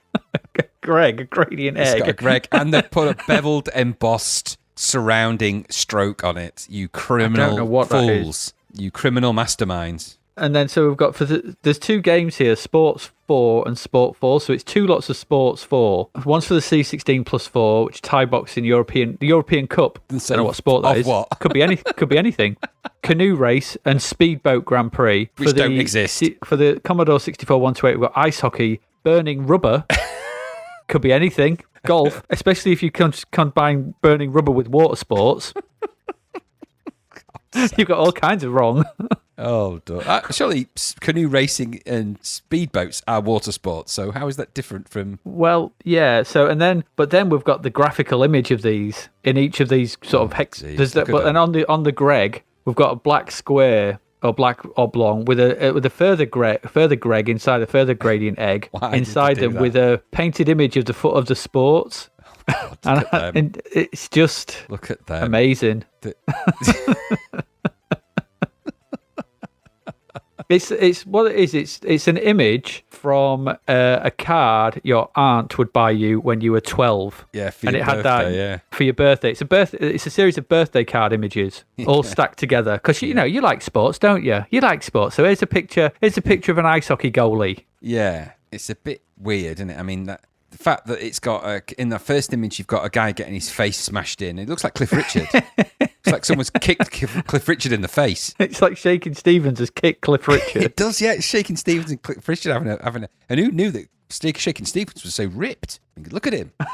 And he's got a massive foot. I know it's perspective and all, but this perspective doesn't work in that context. So he's kicking Cliff Richard in the face. I didn't know Cliff Richard was a boxer. There's a guy that's just canoeing in midair, really. A speedboat that's piloted by nobody by the look of it. And then 2 footballers who just look lost. They're just lost in there. Like, why are we here? Lost. So I'm guessing the European Cup is football because that's the only thing. I'm guessing it must be football, yeah. The other one, you've got... So the ice hockey is the ice hockey guy in the middle. Burning rubber must be the car. The car. Which, okay, it's a car. There's a guy swinging a golf ball really swinging his club for a golf ball really widely. It's 2 feet from the hole. So I think it's safe to say you've missed, mate. You know, if you're putting like that, you need to rethink your golf shot game badly. That's his handicap. Literally, you can't hit the ball. He has to hit it at 250 yards at every opportunity. And then water sports is just, clearly it's canoeing, but bad canoeing because he's just hitting the rocks. Well, he's hitting rocks, so he's going to be out that and smashed to pieces, possibly with a broken neck. So that's an unfortunate injury, really. All with sporadic, and we haven't seen a lot of this till this. Sporadic lens flare. There's lens flare great, popping up all over. Look at that lens flare. It's everywhere. It's like lens flare at the bottom of the giant egg. There's lens flare on the mini eggs on the S of sport. Yep. Goodness me, this is the. They've really gone to town on the effects, haven't they? They've got the effects software and they've turned it onto everything. Yeah, and I am dreading what this game looks like. Because for real. The thing as well, God no, I don't know if we'll ever see it, but it's the size of the text inside the Greg. Yeah, it's really tiny. Really small, yeah, and don't shorten cassette to Cass. Don't do that. Nobody calls them Casses. You got any Casses? What you mean? What are you talking about? I mean cassettes. You mean tapes? Just put tape. It's 4 letters. Tape. Like disc is 4 letters. Disc. You don't need to shorten it to Cass. It makes no sense. Tape. Oh, maybe it's Mama Cass. Just seems stupid to do that. Cass. Mama Cass is going to sell you this for $7.95. Could you imagine a mail order? Could you send me this by tape? Sorry, we don't do them. We've got Casses. Loads of Casses. Why would you shorten it to Cass? No one calls them Cass. No one. Nobody in the whole of the creation of recording medium has ever called a cassette a Cass. I mean, even in France, they called them K7s, didn't they? So on the cassette sheet, K7. Yeah, because K7 is cassette and 7 is set in French, so cassette. So that's how they did it. You know, that's quirky. We are tape. The tapes. Tape. T-A-P. Tape. Disc or tape. Tape or disc, not Cass. You stupid idiots. And do it bigger. I mean, on the previous one, it says cassette. Let's have a look. They do say cassette on most of them, not tape. But if you're only going to use 4 letters, yeah, tape. And it's not like it's not like you're paying for paying by the letter. Why not just write cassette? Yeah, well, exactly. And put them side by side. They don't have to stack. Like they've stacked everything on there. Everything's stacked. And why is it all so small? The text. Yeah, and just if you're going to have if you're going to have titles like C16 plus 4 Commodore, CBM 64-128, make them bigger. Put them in bold even. Yeah, you don't need to be like that. And I hate the way that 2 spots for all at the top it's following the curvature of the egg. I really hate that. That reminds me of word art. Do you know when you get word for Windows, you get word art? That's word art right there. That is. You should never follow the curvature of the egg. And if you just look very carefully, you'll notice that the squares that the mini eggs are in, for want of a better description, they're not straight. They've clearly been cut out. They're not digital. Yes. That's somebody has cut those out on a piece of paper and laid them over a giant egg. A giant Greg. A giant Greg. They've laid because look at that one. It's bent. I know they both are. Maybe they've tried to sort of show it that the egg is bulbous. Bendy egg madness. It's what it is. There you go. 2 sports for all. On that note, let's end 1986. I think. Yes, I think it's time. Yeah. This got the final charts of the year. So this is from Commodore User. So down to number 10 is Ninja. Well, where is the Ninja? I can't see him anymore. Because he's down to number 10.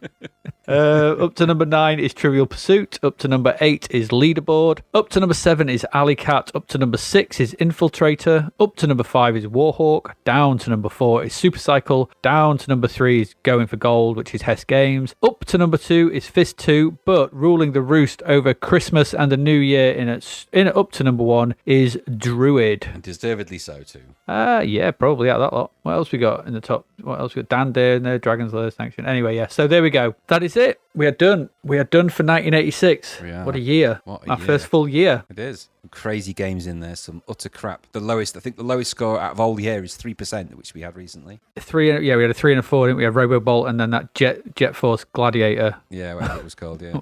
What it should have been. Yeah, so that's us done for 1986. So we're going to be back over either next week or the next couple of weeks. Just depends on how long they take us to sort of talk through. We've got our 1986 Bread Bin Awards. Woo. So we'll be pulling out our awards. We will. So yeah, so that's going to be coming up over the next week or two before we launch into the madness that is 1987. Yep. And there are a lot of games coming up.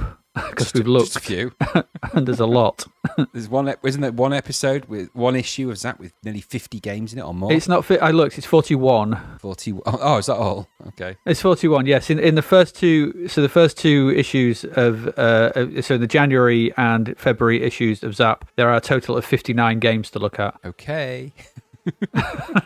So we're going to be busy. Just a bit. So wish us luck on that. But, we play these games, so you don't have to.